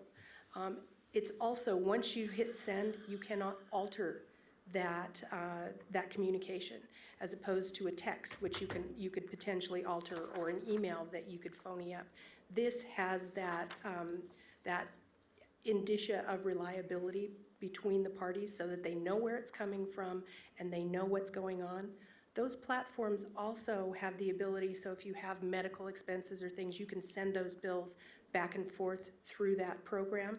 There's also a unified calendar so that you can put all of your children's events, doctor's appointments, school events, everything right on that calendar so that the families can communicate more effectively. I find that effective communication goes a long way toward resolving the disputes. Many times the dispute is really just a failure to communicate. And when you have a better way to communicate, for example, you've got the calendar right in front of you, it makes it that much easier to take away that dispute. If the vacation's been on the calendar for 2 months, it's hard to say I didn't know about it as a parent. So those platforms have been very helpful. The third platform that I was talking about, the co-parenter platform, has that communication base to it, but you also, by paying a small fee, get to have a mediator do very targeted mediations. So it may be one issue. The drop-off place is not working for me. Can we move the drop-off place? The mediator will help you with those things. And those have been very, very, I think, helpful to our litigants. We are bringing online this year another computer program, which is people, before they even come to court, can go through the program and try and resolve their differences and get to a joint petition before they ever even come. Nice. We haven't rolled it out yet. It's on the horizon. They are using it in Clark County, and we like the way that looks. So that's something where we're picking up from them something that they're doing that's working. Well, you know, I'm glad you brought up communication. I mean, that's why therapists are so successful, because sometimes people have a difficult time communicating and you need that third person. And so I think you're spot on. And I look forward to a more robust program. And I really think that it can save the court system an immense amount of money if you were to just do some actuarials on what it costs to do alternative dispute resolution versus going through the whole system. I think we'd probably focus on this a little more. No comment necessary. And we don't even need to do the actuarials. You know that if you can solve it at the front end. Yes. And you don't have the end, then you haven't spent all the money to get there. No, So- I understand. And the cost to the family members and et cetera. So, yeah. And the Great. emotional cost. Oh, it's massive. Blessedly, I haven't had ever to go through that, but thank you so much. Thank you, Mr. Chairman. Commissioner Hartung. Judge Webb, just really one quick question in regards to the report itself and the suggested goals that should be moved through. When you talk about support careful planning for future court facility expansions, currently, what is Clark County's footprint? Are they in tight quarters? Have they expanded? What's Clark County's situation? Clark County's situation is a situation I would like to avoid in Washoe County at all costs. Okay. They have the RJC, and then they have a family court campus that is located remotely from the RJC. I mean, it's miles from where the Regional Justice Center is. Some of because they've outgrown the footprint at the family center, some of the family judges are now located in the Regional Justice Center down in Clark County. For litigants, that's a nightmare, because unless you know for sure where you're going to be, you don't even know which building you're in. And this isn't like crossing Sierra Street to get from one courthouse to another. And we find that that's difficult for our litigants. Right. But to have to go to places that are remote.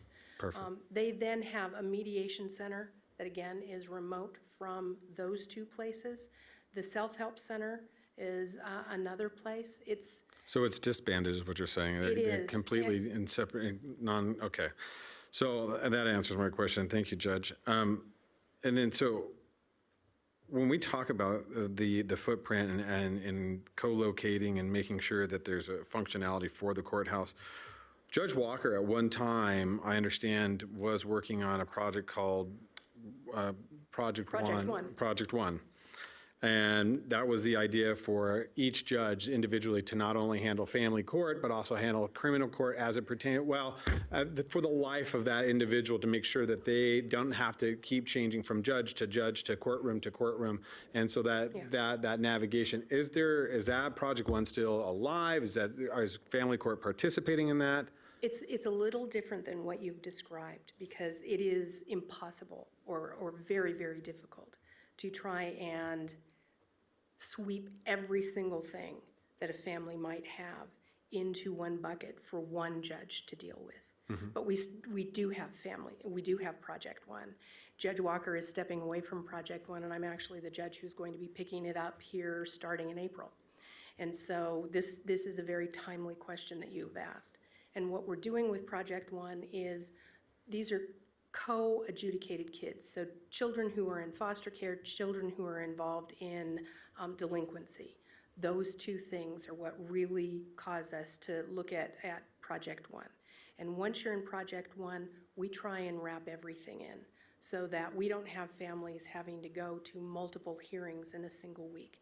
Everything happens at that Project One calendar. Yeah. And that is going to continue. Perfect.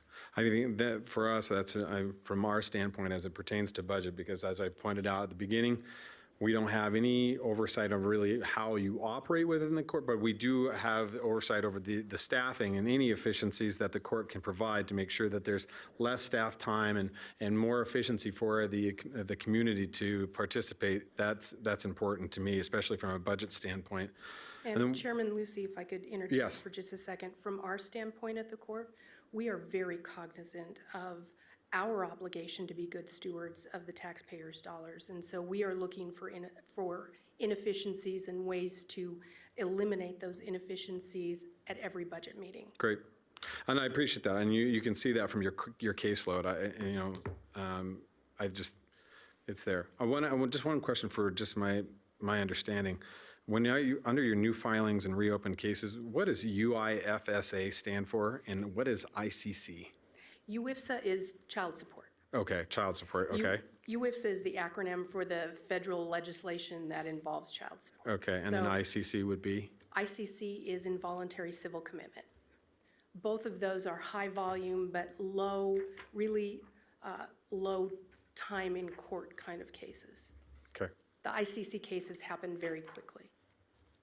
So even though they're 21%, they don't take up a majority. I'm just trying to look at a majority of your time, even though the case based upon Right. Those are volume, big docket, but a docket you can move through very quickly. Okay, great. Well, I appreciate, those are all my questions today, and I don't see any other questions. I do have some public comment, which I have to take. This is styled for action today. So I'm going to call down Miss Elise Weatherly. Have you signed in, ma'am? Thank you, Judge. Elise Weatherly, okay, so you guys have hours, and I have 3 minutes to go over all the information that went out. Number one, I am not a statistic. I am a person that has been involved in this family court. I was hated by my family for going to family court. My ex-husband hired an attorney, came up, my daughter, they fought me. Judge Egan Walker still gave me the charge. Then I went to Judge Robb. I was still given the charge. Then I was given to somebody else. All I will say is that I have been passed down from a lot of people. If you guys want to give somebody an assessment job that will actually be an advocate of the truth, hire me. I would be happy to step in, and I would challenge people like Andre, who is going to be getting to see his children. I don't know who the judge was that did that, even though Andre loves his pornography. And guess what? Men that love pornography, they pass it along to their children. But we can't stop him from seeing his kids. Oh, gosh, no. How about child support? Master Gregory, $100 a month for my daughter, who's a grad student of UNR master's program. I haven't seen a penny from her since her dad died. And you know what? I filed a contempt of court paper using the e-file system that is incredibly hard to use. I had to call self-help every time I took out the time out of my day, which is very rare, very limited, so I could get an e-file for the contempt of court. Guess what? The state has it, doesn't matter if she didn't pay a penny. No consequences for her, but she would get a mediator that would be, sorry about this, guys, I'll turn this down. I got to go see Verizon next, okay, because I have this on silent mode. I don't know why it's not working. She would get a free mediator. By the way, I spent some time in the mediation room, and there wasn't room for my brother mediator, but there was room for community Bible churches, pastor and co-pastor. So I came to an agreement with this mediator without anybody on my side. She didn't have me write it down. Those guys didn't keep their promises. Gosh, no. So do we have public trust in things? No, we really don't. We have a lot of ear tickling going on. We have things that don't work. We have delinquency of child support that not one person cares about. Do you know who stepped up to help me? Nobody. I'm doing this all by myself. I am almost on death row. And everybody else, the criminals, they get all the support, they get all the money. We're going to pay with my taxes for this kind of stuff. And what kind of help do I get? None. It's been really hard.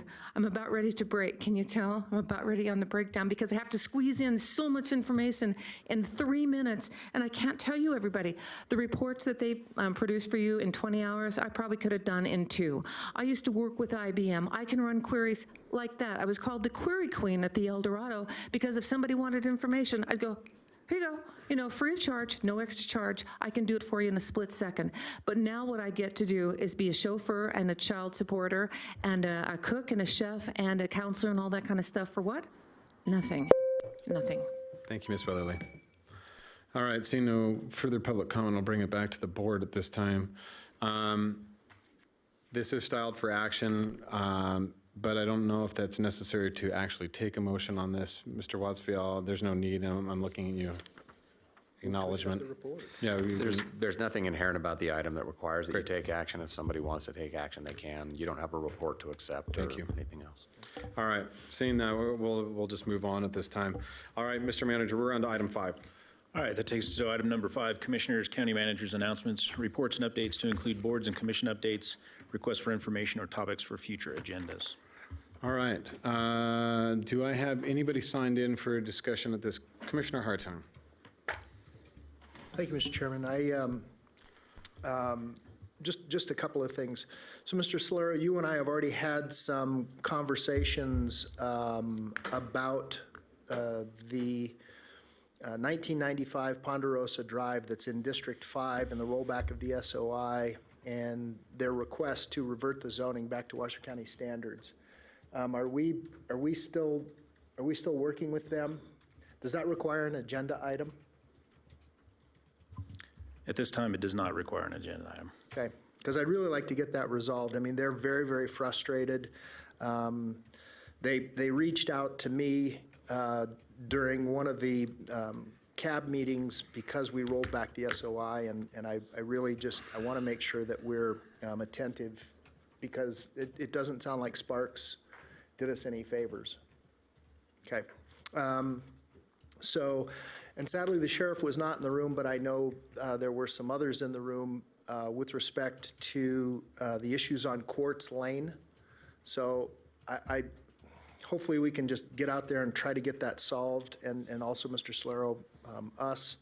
And then, Mr. Chairman, can we have a standing agenda item for the Health District until the COVID-19 virus has been deemed no longer a threat by the CDC so that it's on our agenda and we can ask the health officer or any of his staff questions? Mm-hmm. Okay, thank you. And then the chairman and I had an opportunity to travel to the NACO Legislative Conference in DC. I thought it was very fruitful. I want you to know that all of our legislators, our national legislators, were very attentive, and the COVID virus was on their minds. It was something that each one spoke about.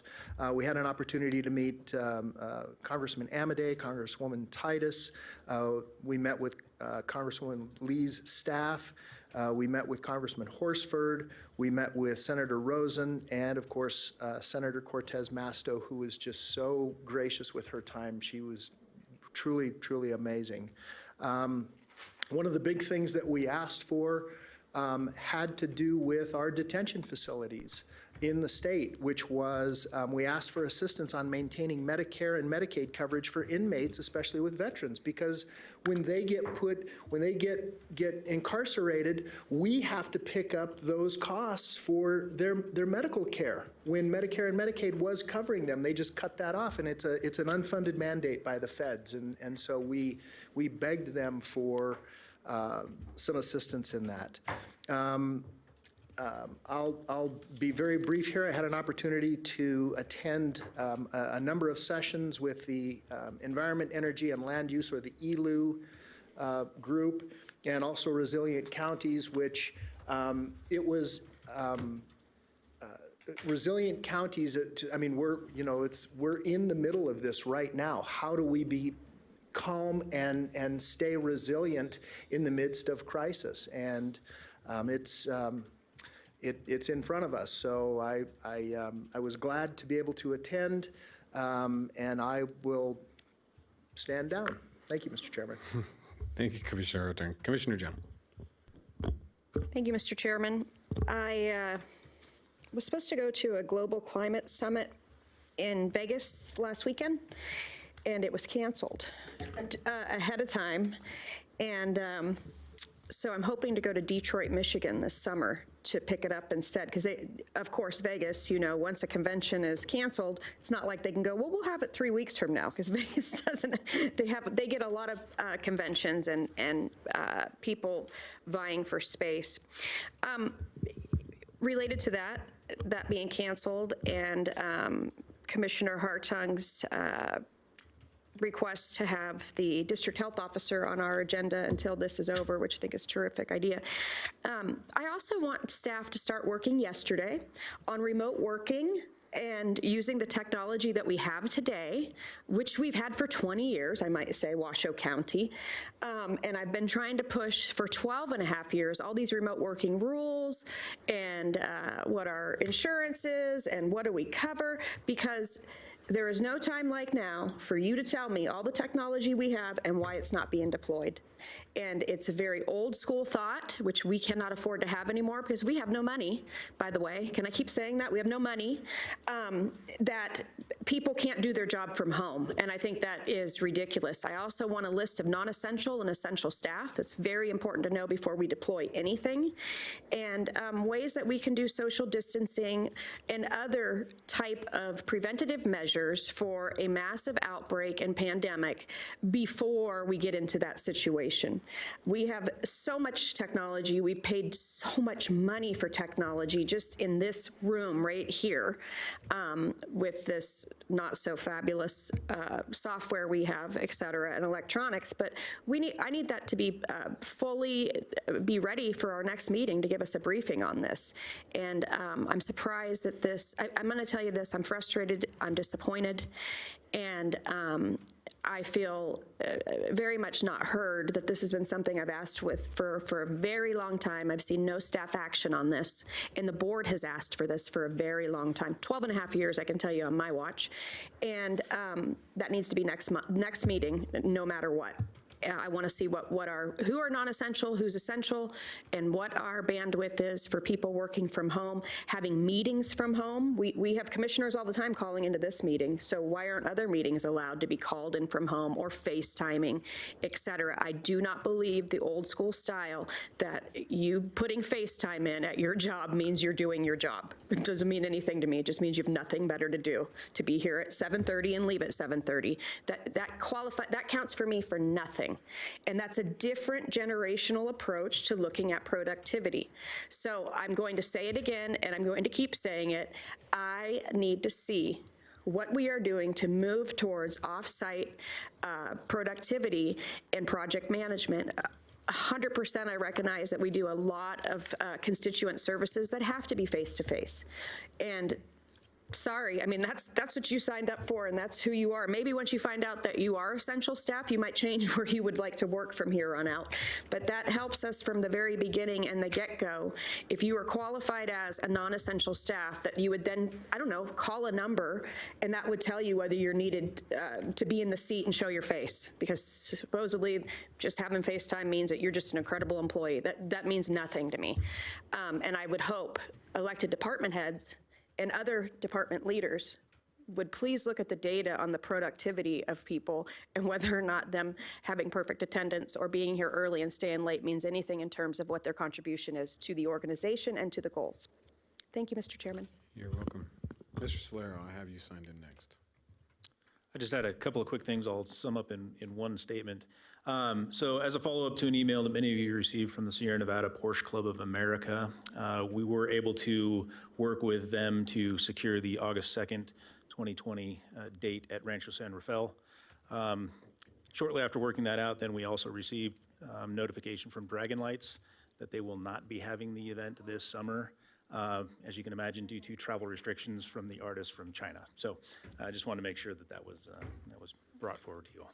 Thank you, Mr. Manager. I just have a few brief comments.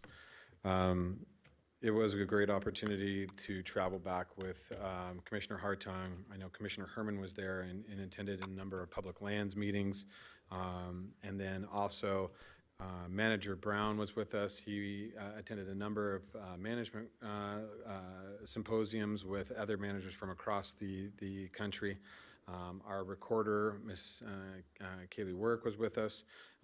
She stood up as part of the leadership for the IT Commission.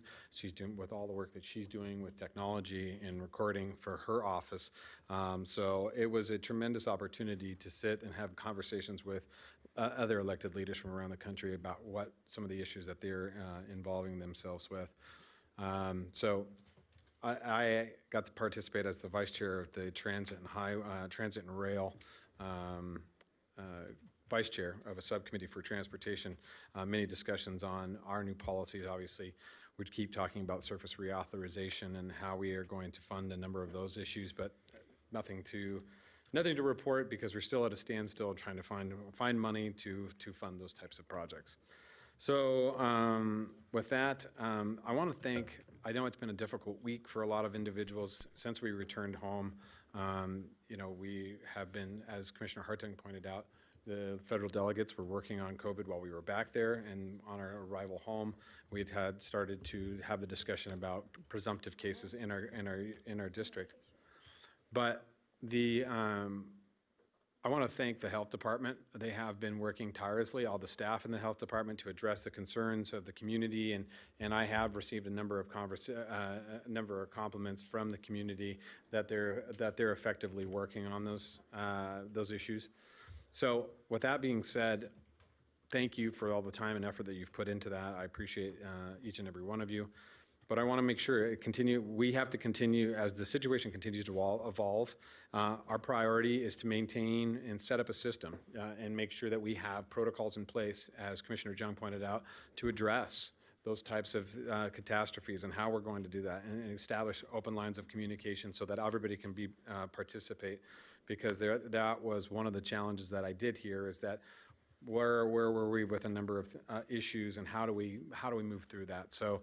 But I want to remind everybody that we are dealing with this. Washoe County does. Our health district has had a firm handle on this situation and is approaching this with an abundance of caution. But we still are a low-risk market, and we still want to make sure that people are coming into our community. It's important that people are coming into our community. We're not telling people not to travel. That was never been the intent from our health district. We're saying use caution, use an abundance of caution and proper hygiene when you travel. But it's important. When tourism is 40% of our local economy, not just tourists coming here, but for the individuals that service those individuals, the frontline workers, the number of individuals that rely on those jobs, we're here to take care of those situations, and we're working continuously to address any concerns that may arise as the situation evolves. So thank you, Mr. Kevin Dick, and all of the staff over the health district.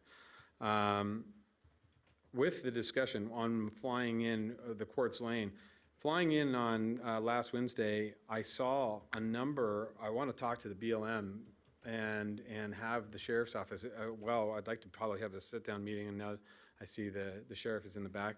But talk with BLM, because once again, you can see all of the vehicles and RVs. It's just littered as you fly in before you get to Sun Valley. I mean, if you look out the window, that's all you see. First thing is a bunch of open land with RVs out there, and it becomes frustrating to see that, and it's disappointing. So I'd like to see what we can do once again to discuss that a BLM task force or what we need to do moving forward with that. So those are all my updates for today. Commissioner Hartung, I have you signed back in. Yes, thank you, Mr. Chairman. And thank you, Commissioner Jung, for knocking this loose. I actually had last week, Thursday, with my manager's meeting, and I asked Manager Brown that exact question about telecommuting, and he assured me that there is a process in place, and I could not agree more.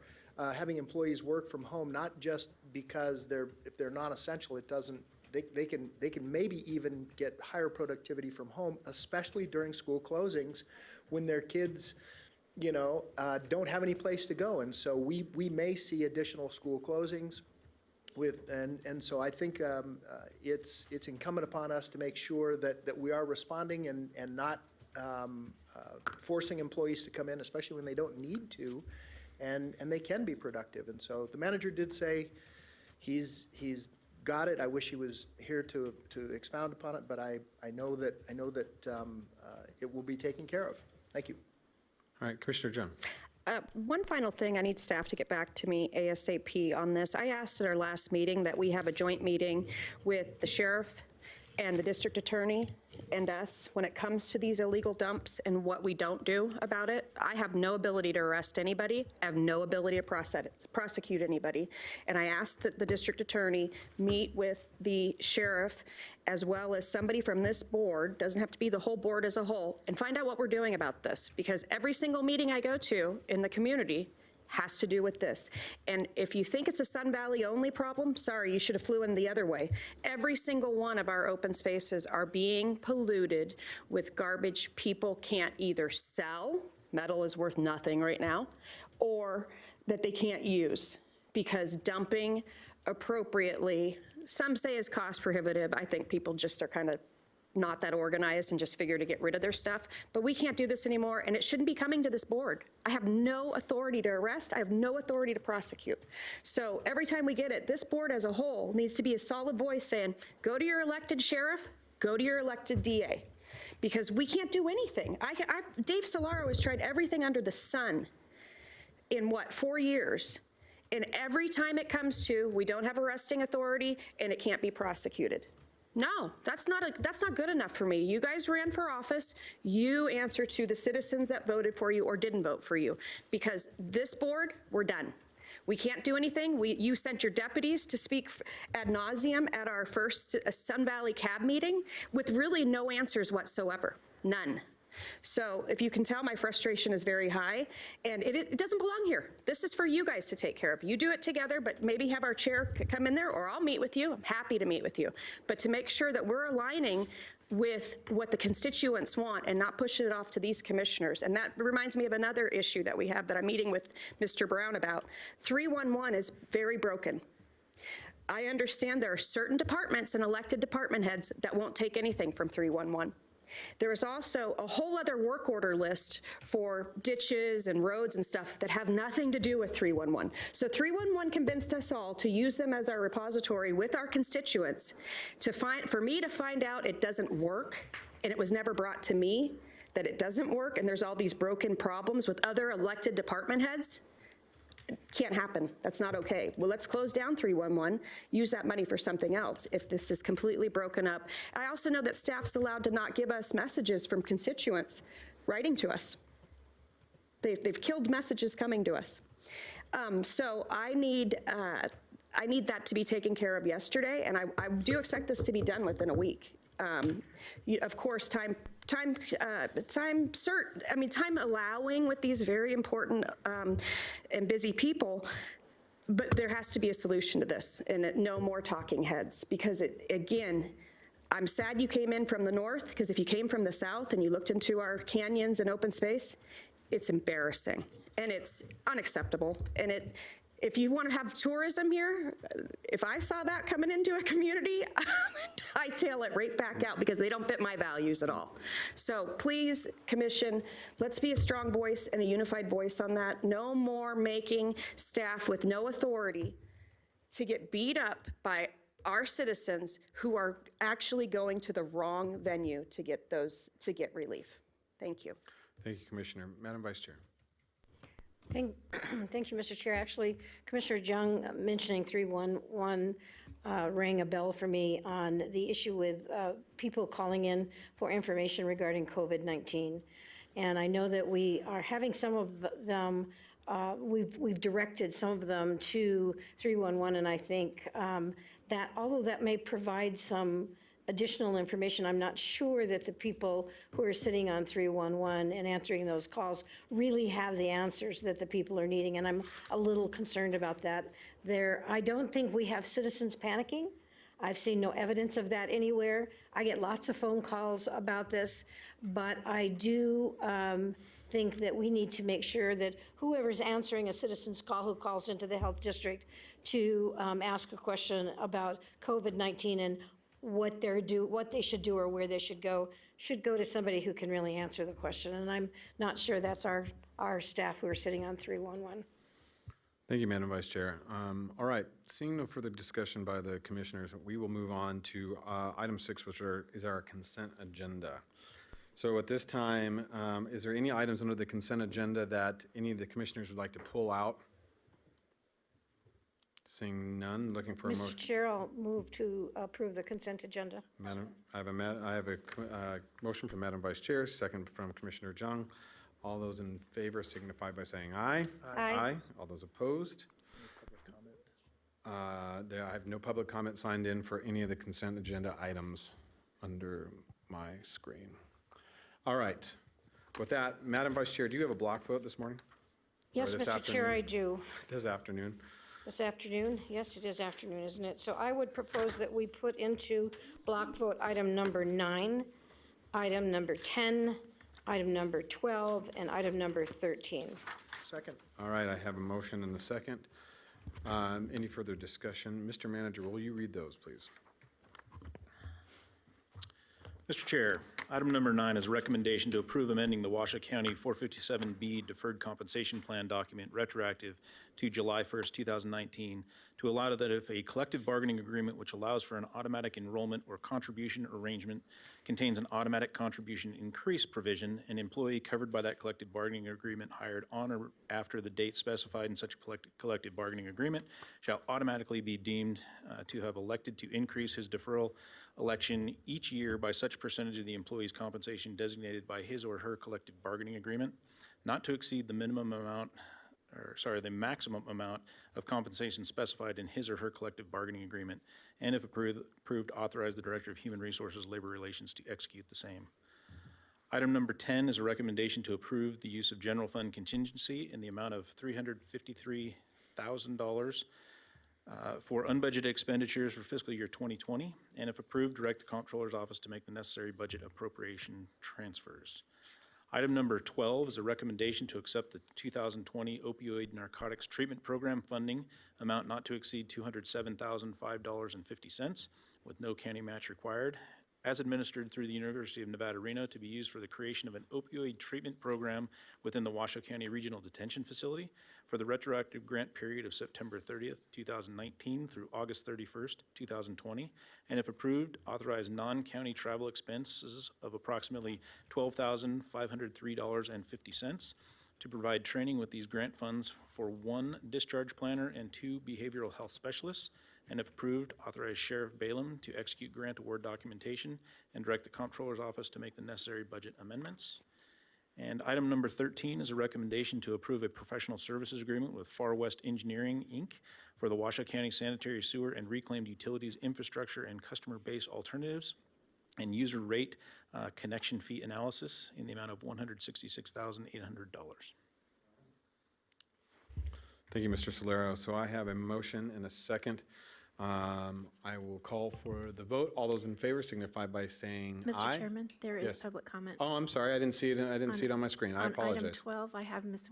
Elise Weatherly. Thank you. Thank you for stopping me. Welcome back, Ms. Weatherly. Thank you. Elise Weatherly, Washington County resident.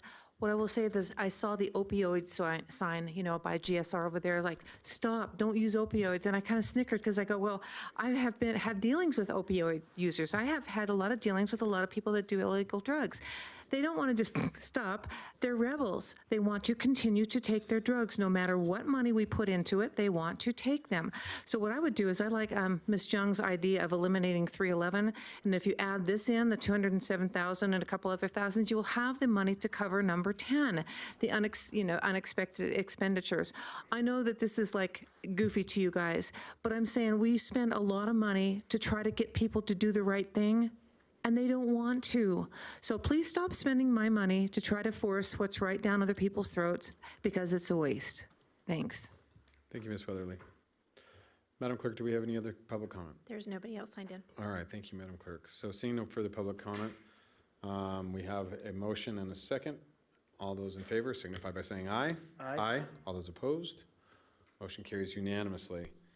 Commissioners, I'm going to take a look and kind of, does everybody want a break right now, or should we just panel, or should we get through this? We do have a few items, but I think we could move fairly quickly through the remainder of the agenda.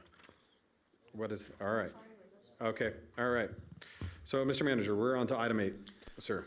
Item number 8 is a discussion and approval to authorize the Washoe County District Attorney's Office to assert a counterclaim for breach of contract and breach of the covenant of good faith dealing in a case of Gowdy Parento versus Washoe County. And I believe Mr. Watts-Vial has got an item here for you. Good afternoon, Dave Watts-Vial with the Washoe County District Attorney's Office. The item in front of you is relatively self-explanatory. It was the subject of an attorney-client meeting at one point. This is an item on which you must take action in public, and we're requesting that you authorize the District Attorney's Office to file a counterclaim against an individual who has filed a variety of Title VII claims against the county, and an additional claim for a wrongful or constructive discharge. As the board item notes, it is the facts in the case have demonstrated that the plaintiff in this case agreed to voluntarily resign in exchange for, I'm trying to figure out what her consideration was. Well, in her claim, pardon me, in the counterclaim, we're requesting the authority to file that because we feel that she has breached her agreement to resign with the county. All right. Any questions by any of the commissioners on this? All right. So moved. I have a motion. I have a second. All those in favor, seeing no public, I see no public comment. Madam Clerk, do you have any? There's no public comment. Okay, thank you. Seeing no public comment, I have a motion and a second. All those in favor signify by saying aye. Aye. Aye. All those opposed? Motion carries unanimously. All right, Mr. Manager, we are on to item 11, please. 11, yes. Item 11 is a recommendation to adopt a resolution of intent, and Assistant County Manager Valetich is here to discuss this item. Welcome, Ms. Valetich. Thank you. Christine Valetich, Assistant County Manager, for the record. This item is, we're recommending that the board approve a notice of intent to issue bonds for the Nevada Shared Radio System project. If you recall, we came back to the board on January 21st, and the board approved us to provide a proposal to the Washoe County Debt Management Commission to issue this debt, which we did do on on February 28th, so the last day. And the Debt Management Commission did approve that item, and so we're back to you now with this resolution, and what this would allow us to do is simply to publish a resolution of intent to issue the bonds. It begins a 90-day petition period, and we will come back and hold a public hearing during that 90-day petition period, and then we would come back to the board with a bond ordinance at the end of that. So in June, we would come back with the bond ordinance. Great, thank you. Any questions by any of the commissioners? I have a motion and a second. I have nobody signed in for public comment on this issue. No, sir. All right, seeing no public comment, I'll bring it back to the board. All those in favor signify by saying aye. Aye. All those opposed? Motion carries unanimously. Please affirm your votes on the screen. All right. We are on to item 14. Mr. Manager, this is an introduction and first reading, so actually I'm going to have the clerk, Madam Clerk, will you read this into the record, please? Yes, I will. This will be bill number 1834, if introduced, an ordinance amending the Washoe County Code at Chapter 110, Development Code, by adding new language in Section 110.324.5E, monopole antenna, and Section 110.324.5F, lattice towers, to establish placement standards regulating emergency communication facilities which are owned and operated by governmental agencies.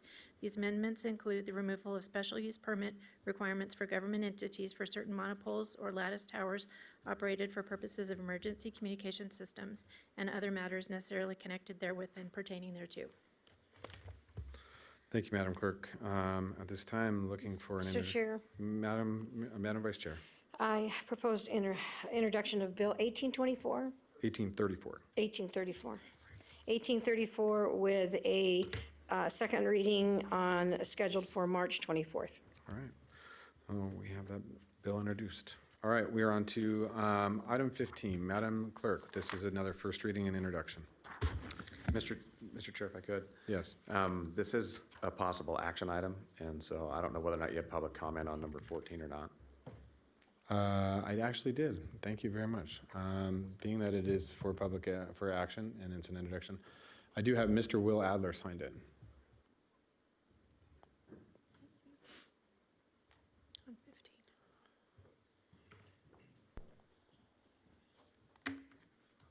Mr. Adler, were you signed in for item 14 for the I monopole? was signed in for 15, 15, actually, so but he mentioned 14, so I didn't know if you meant to call me up or not. No, I didn't, it was I on didn't my think so. screen that you were in there for public comment, so I apologize. So, Madam Clerk, was there any There was public nobody comment on for item 14? 14. Thank you. All right, seeing that there's no public comment for 14, we have an introduction for March 24th for a second reading. Bill has been introduced, Bill 1834. Madam Clerk, will you please introduce item 15? Yes, sir. Thank you. This will be bill number 1835, if introduced. An ordinance amending the Washoe County Code at Chapter 110, Development Code, replacing Article 220, Tahoe Area Plan Modifiers, with two new articles, Article 220, Tahoe Area Plan Modifiers, and Article 220.1, Tahoe Area Design Standards. These amendments are meant to ensure the express conformance of Washoe County's plans with the 2012 Regional Plan adopted by the Tahoe Regional Planning Agency, TRPA, and are generally not intended to increase densities or intensities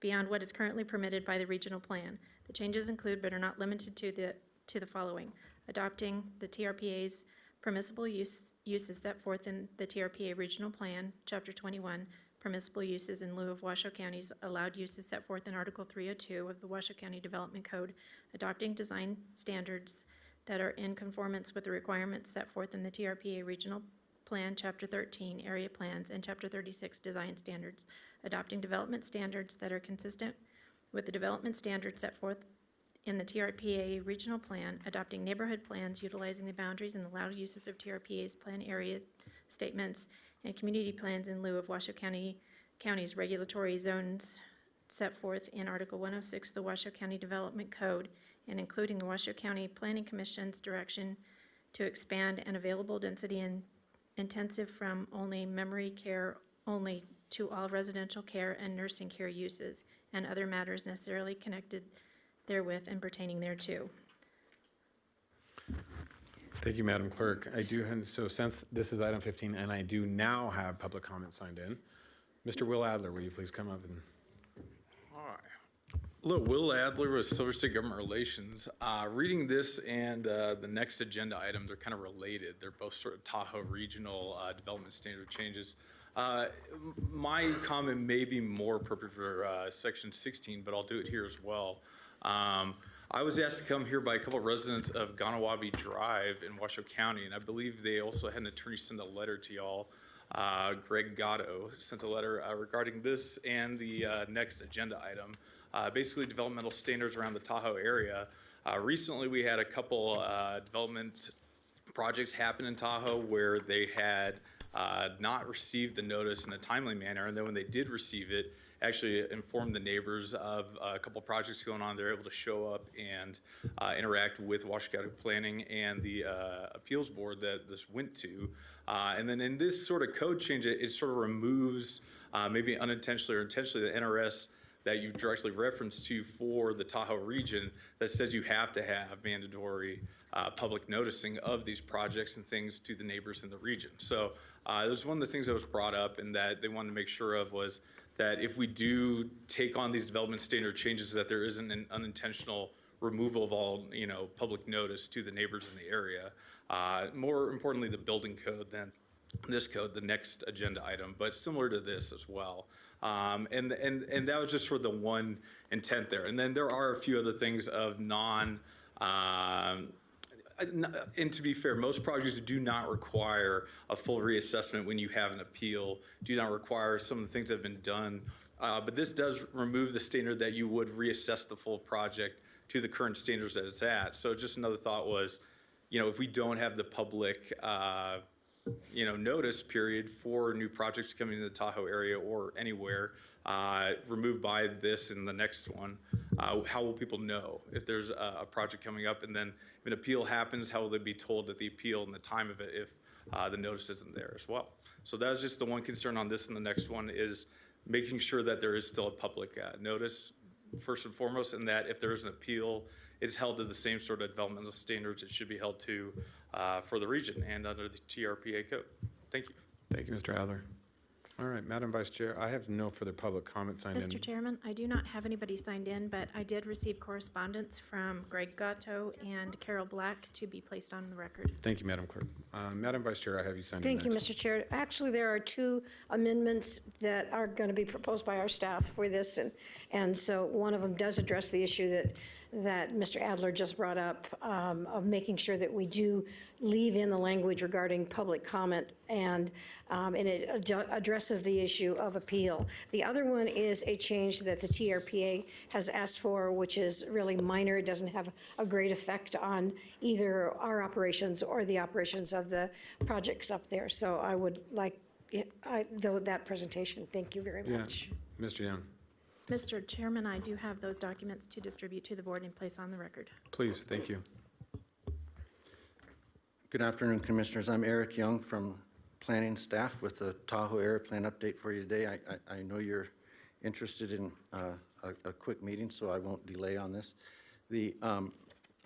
What's before you today is the Development Code Amendment portion of an entire package of the update of all of our planning documents at the lake that we refer to as a whole as the area plan update. That update includes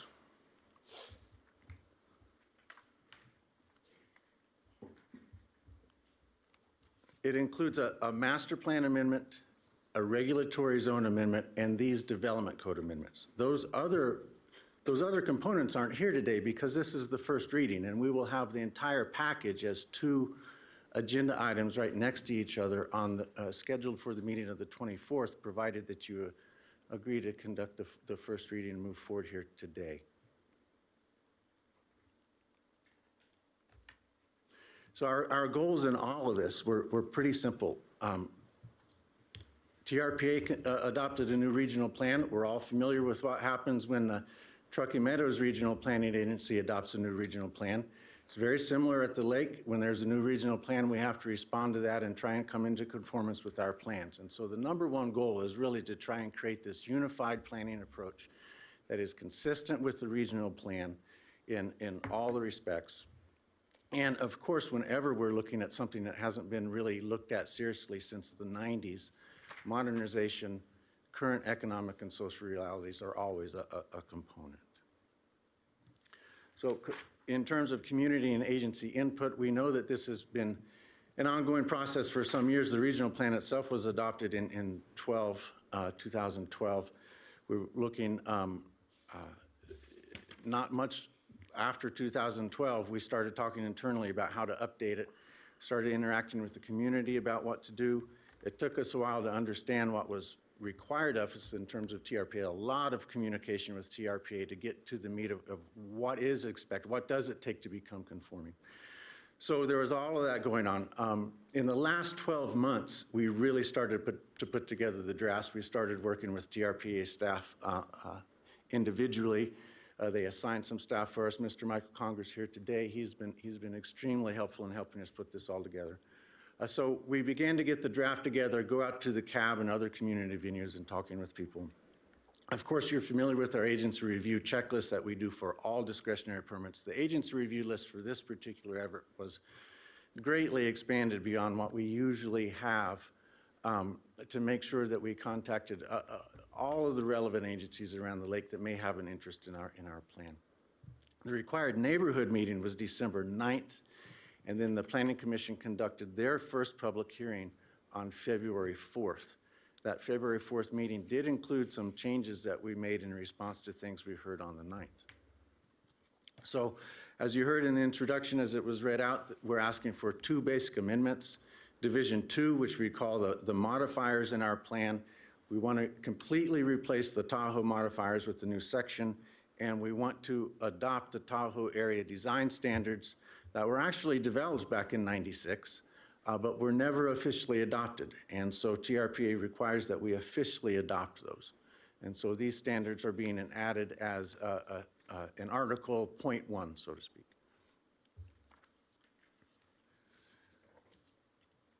The regulatory zones, this is one of the bigger changes. It's been very difficult for people, whether you're a landowner, a planner, a developer, trying to figure out whose zoning matters, because Washoe County always maintained its original zoning, medium density suburban, low density suburban, general commercial, those ones that you're familiar with have always been maintained up there.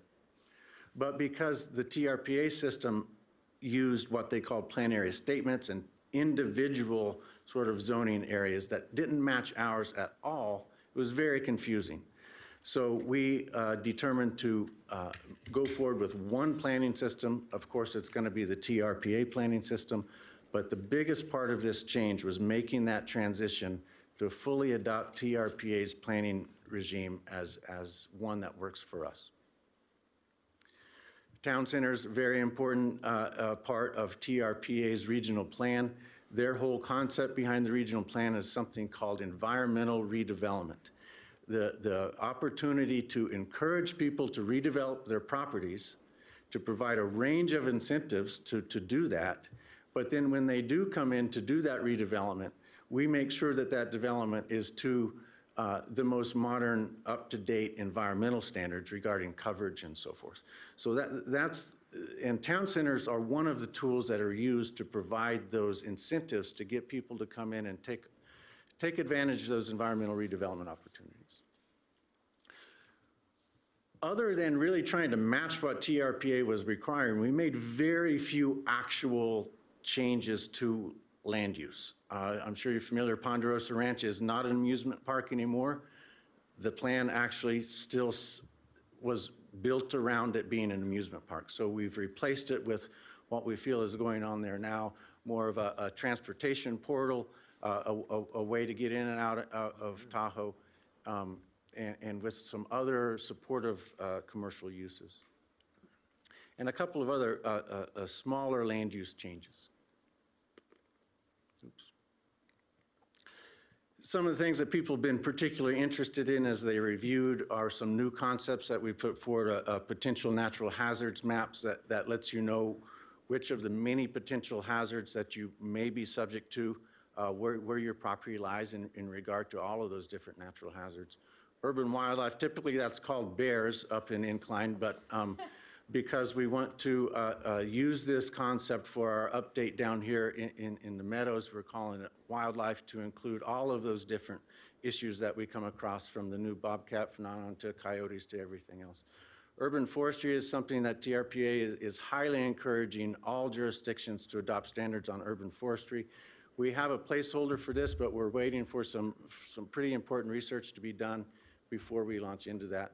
Greenhouse gas reduction is something that we're also required to have a section on. Most of the people have reviewed our greenhouse gas reduction standard, have been pretty enthused about it, and some other places are actually looking at adopting our approach when they go forward with their area plans as well. We discussed this design standards. This was something that was actually developed many years ago. The county somehow missed adopting it like we were required to do in '96. We're proposing to adopt it now. Let's get on to the couple of quick changes that Commissioner Burkwiggler requested. TRPA is requesting a change to the way the coverage incentive works. We talked about the town centers being important areas for this redevelopment incentive. They came up with a way to make the incentive a tiny bit better, but we didn't discover that way until just recently, so they've asked us to make this change. What it does is provide a little bit more flexibility on your extended coverage. Then the other potential change that we're asking you to consider that's not in the draft that you have, I believe was passed out to you. It's this one. Did you get this one passed out? Okay. It is a change to section 110.220.6, citing on corner lots and sloped lots. You've always been able to cite your garage on the property line, but not your house. And as you're familiar with a lot, you see the appeals and you see the variances that come through. It's pretty common that somebody wants to attach their garage to their house. You don't want to have to walk outside your garage, go through the weather to get in your house. If you do that, suddenly your garage becomes your principal structure and it's not allowed to be up on the street anymore. So it causes a lot of issues that way. So we came up with a solution. The community was concerned about the lack of noticing in that solution. It was more of just a straight list of standards. If you meet these standards, you can do it. The community is very concerned about the loss of noticing. So what we've done is we've proposed to make the placement of your principal structure subject to what we call administrative review. It doesn't have to go before a board. It's an internal administrative review, but there is noticing. It's the same way that we process detached accessory dwellings now. There is noticing. There is the ability to respond, to send in your comments. The landowner gets a chance to respond back. So we found that process works really well for our detached accessory dwellings. And so we're proposing to use that for this as well. The only difference would be that if there is perchance an appeal of one of those decisions, it wouldn't go through a long chain before it got to you. It would come straight to you. So that's what we're proposing for those two changes. Those are the only two requested changes that we have. I'm going to stop now and be happy to take any questions. I can go through more changes. I can go through the Planning Commission review, whatever your pleasure is. I'd remind you that if you decide to go forward today, on March 24th, we are scheduling second reading and the master plan package together to have a more comprehensive discussion of each of them. So thank you. Thank you, Mr. Young. Commissioner Hartung, I'll have you signed in first. Thank you, Mr. Chairman, and I'm going to be pedantic here for just a second, Mr. Young. This talks about Tahoe area modifiers, but yet it says all commission districts. I'm just wondering which portion of Tahoe does Commission District 4 and 3? We're wanting those land values.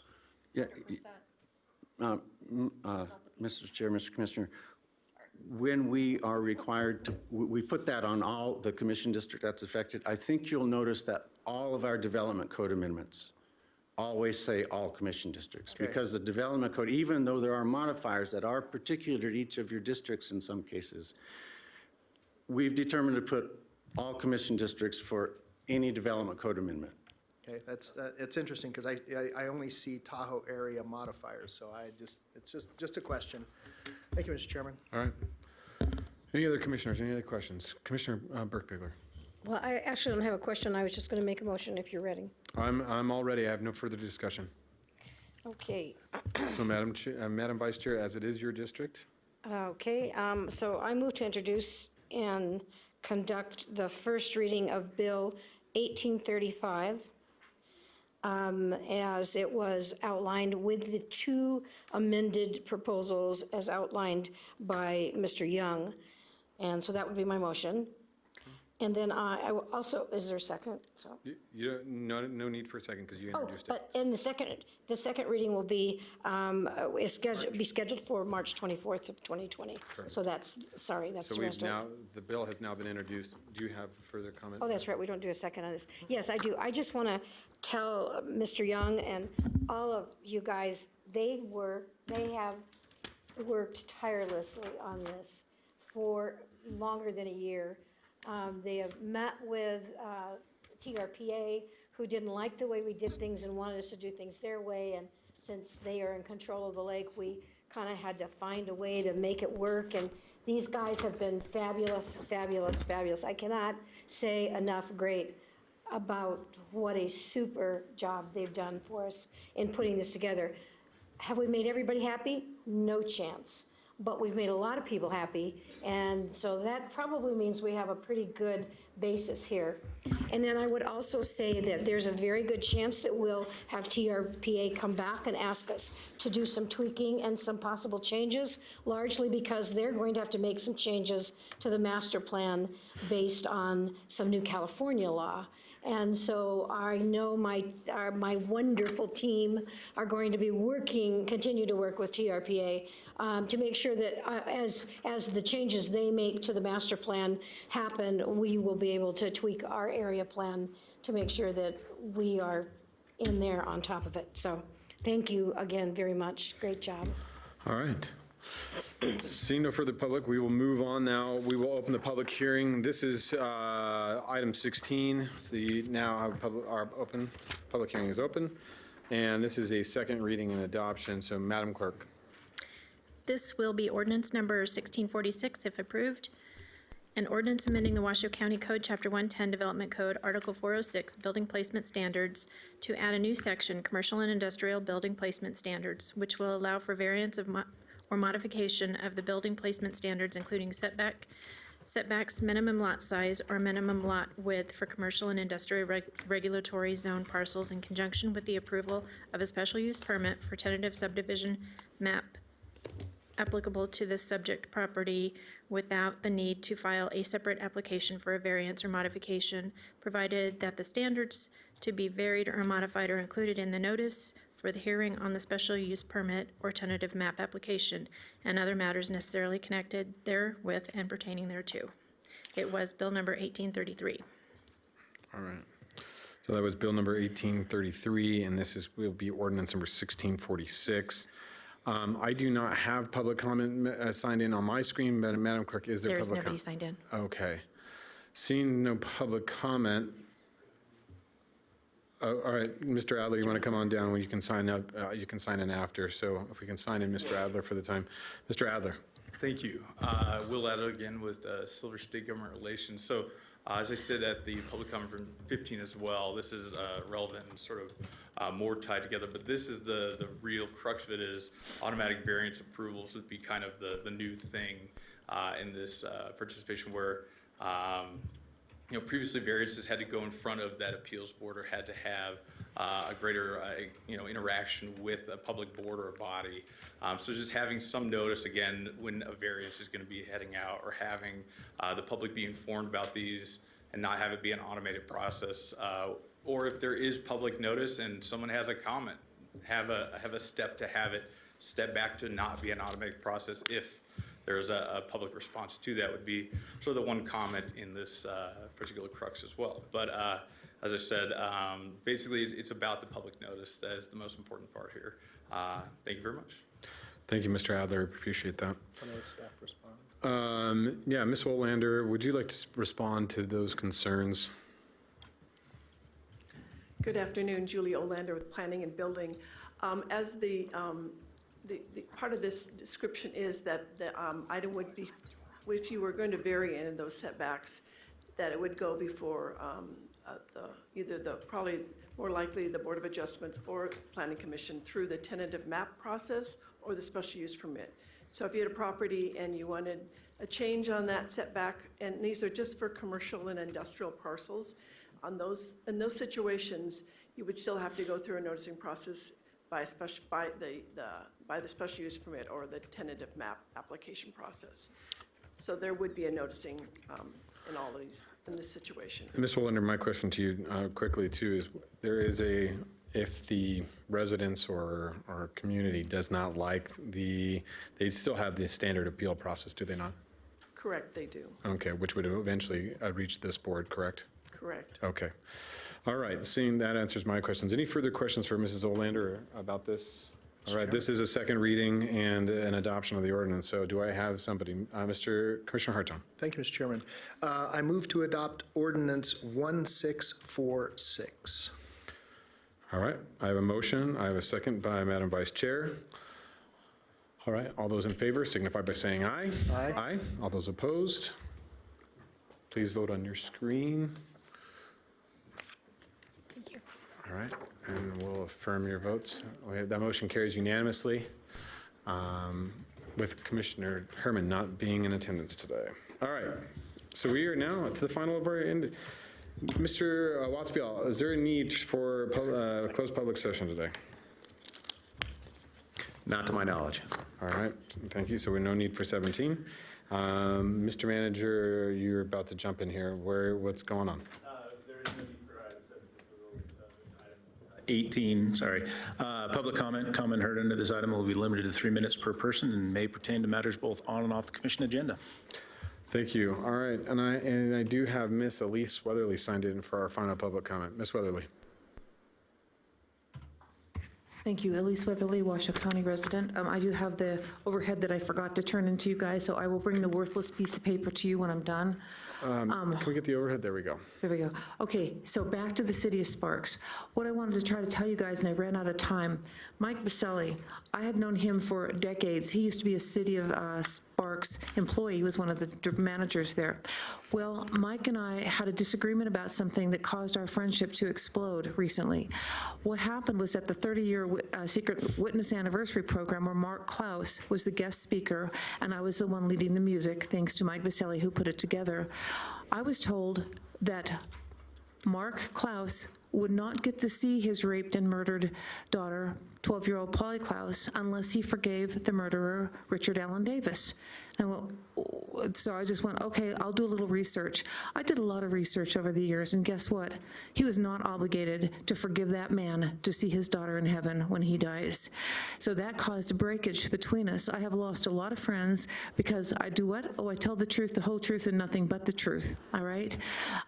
It was my brother, Mark Lowell Anderson, who found the person that was selling his stolen goods, Christina Braithwaite. It was Travis Lucia that put her on trial, and it was Travis Lucia that very gently, I just watched him in action, just very factual, actual, he just did his job. And afterwards, when I tried to reconcile with Christina Braithwaite, because I thought I was supposed to forgive robbers, Mr. Lucia said to me, we are who we are. We're going to act how we are because we are who we are. So what we have in our government is programs and effects and attempts to change people from what they are, and we spend lots of money to try to do that, and we fail. And in the meantime, our funds go down, and they go down, and they go down. No, you're right, Washoe County doesn't have a lot of money, but we spend it on things that we shouldn't. Instead of spending it on people that want to do what's right and go out of their way to do the right thing, you give my money away to my daughter, who won't stop taking drugs and alcohol no matter how many chances I've given her. Then you've got schools that go, well, we have to be liberal, we have to love everybody and just give everybody one chance after another. Then we have some hypocrisy going on where people say, well, stop trying to help her. And so you do, and then they call you a hypocrite for not trying to help her. Okay, how many chances do we give a person to stop drugs, alcohol, sex trafficking, all that kind of stuff? How much money do we put into it? How long do we keep on doing that? All right, I would like to know, too, who the county manager was in 2008 when Paul Orphan was accused of embezzlement and found guilty. He was my classmate in grade school. He was a rotten person. Did they fire that manager? Did they fire the accounting department? Did they give accolades to the clerk who found it? No, they didn't. Thank you, Ms. Weatherly. Looks like I have now Ms. Alexander Profant signed in. Welcome, Ms. Profont. Thank you. You obviously know who I am. I'm still one of the candidates for the District 1 Planning Commissioner, and I wanted to speak into the record today. I've been really busy doing research to try to bring to the attention of the commission and also the Planning Commission essential items relative to planning that affect budgetary processes, discretionary funding, and projects that get realized. When I was studying architecture on the East Coast, projects were something that people were always trying to get rid of. You know, the projects, we want to get rid of those. Well, out west, as most of us know, projects are the lifeblood of many agencies, and I think we really need to look at that. And regarding the item 17 this morning, which I unfortunately missed, I apologize, regarding the adoption of the update of the Tahoe Area Plan, I would invite you all to please come up to Incline during this process and participate with the District 1 and state portion of the community. Our effluent pipeline, to me, is the most important project right now. And there is a state parks project proposed at Spooner Lake that is alleged to be breaking ground very soon. And I brought a disk drive, and I can share those plans with you. But that project affects our effluent line, and I'm not sure if you knew that, but I wanted to make sure and bring that to your attention, because through these planning processes, if we don't understand the designation of the federal, state, local, and regional mechanisms through that National Park Service Department of the Interior criteria and standards, then we won't understand how these projects are funded. And if we're not understanding how these projects are funded, then we may not be meeting the criteria and standards of federal mandates, which would then create a liability for us. And so I wanted to bring that to your attention. And I know I brought that up one of the last meetings. I am working on trying to get the National Park Service and the State Historic Preservation Office to do a presentation on behalf of that and the certified local government process that could interface with this. So I want to leave you with the fact that I have this project at Spooner Lake. I'd like you to consider that it's going to be breaking ground very soon. The effluent pipeline is not yet fully funded, and yet it's going to impact that pipeline project because the impacts of the Spooner Lake project essentially use that effluent pipeline, because they pump back to Sweetwater before it goes back down to the Carson River. So that was one of my biggest concerns regarding all this. Thank you for listening to me, and I hope to be working with you in the future. Thank you, Ms. Profont. Seeing that we have no further public comment signed into this for final public comment, bring it back to the board. We're on to item 19. This is our final commissioners and county managers announcements. Mr. Solero, do you have anything to add this afternoon? I do not. All right. Seeing nothing, going once, twice. All right. Mr. Commissioner Hartine. Oh, you have nothing. Oh, okay. I get the hand signal there. I'm starting to question. All right. We are adjourned, everybody. Thank you.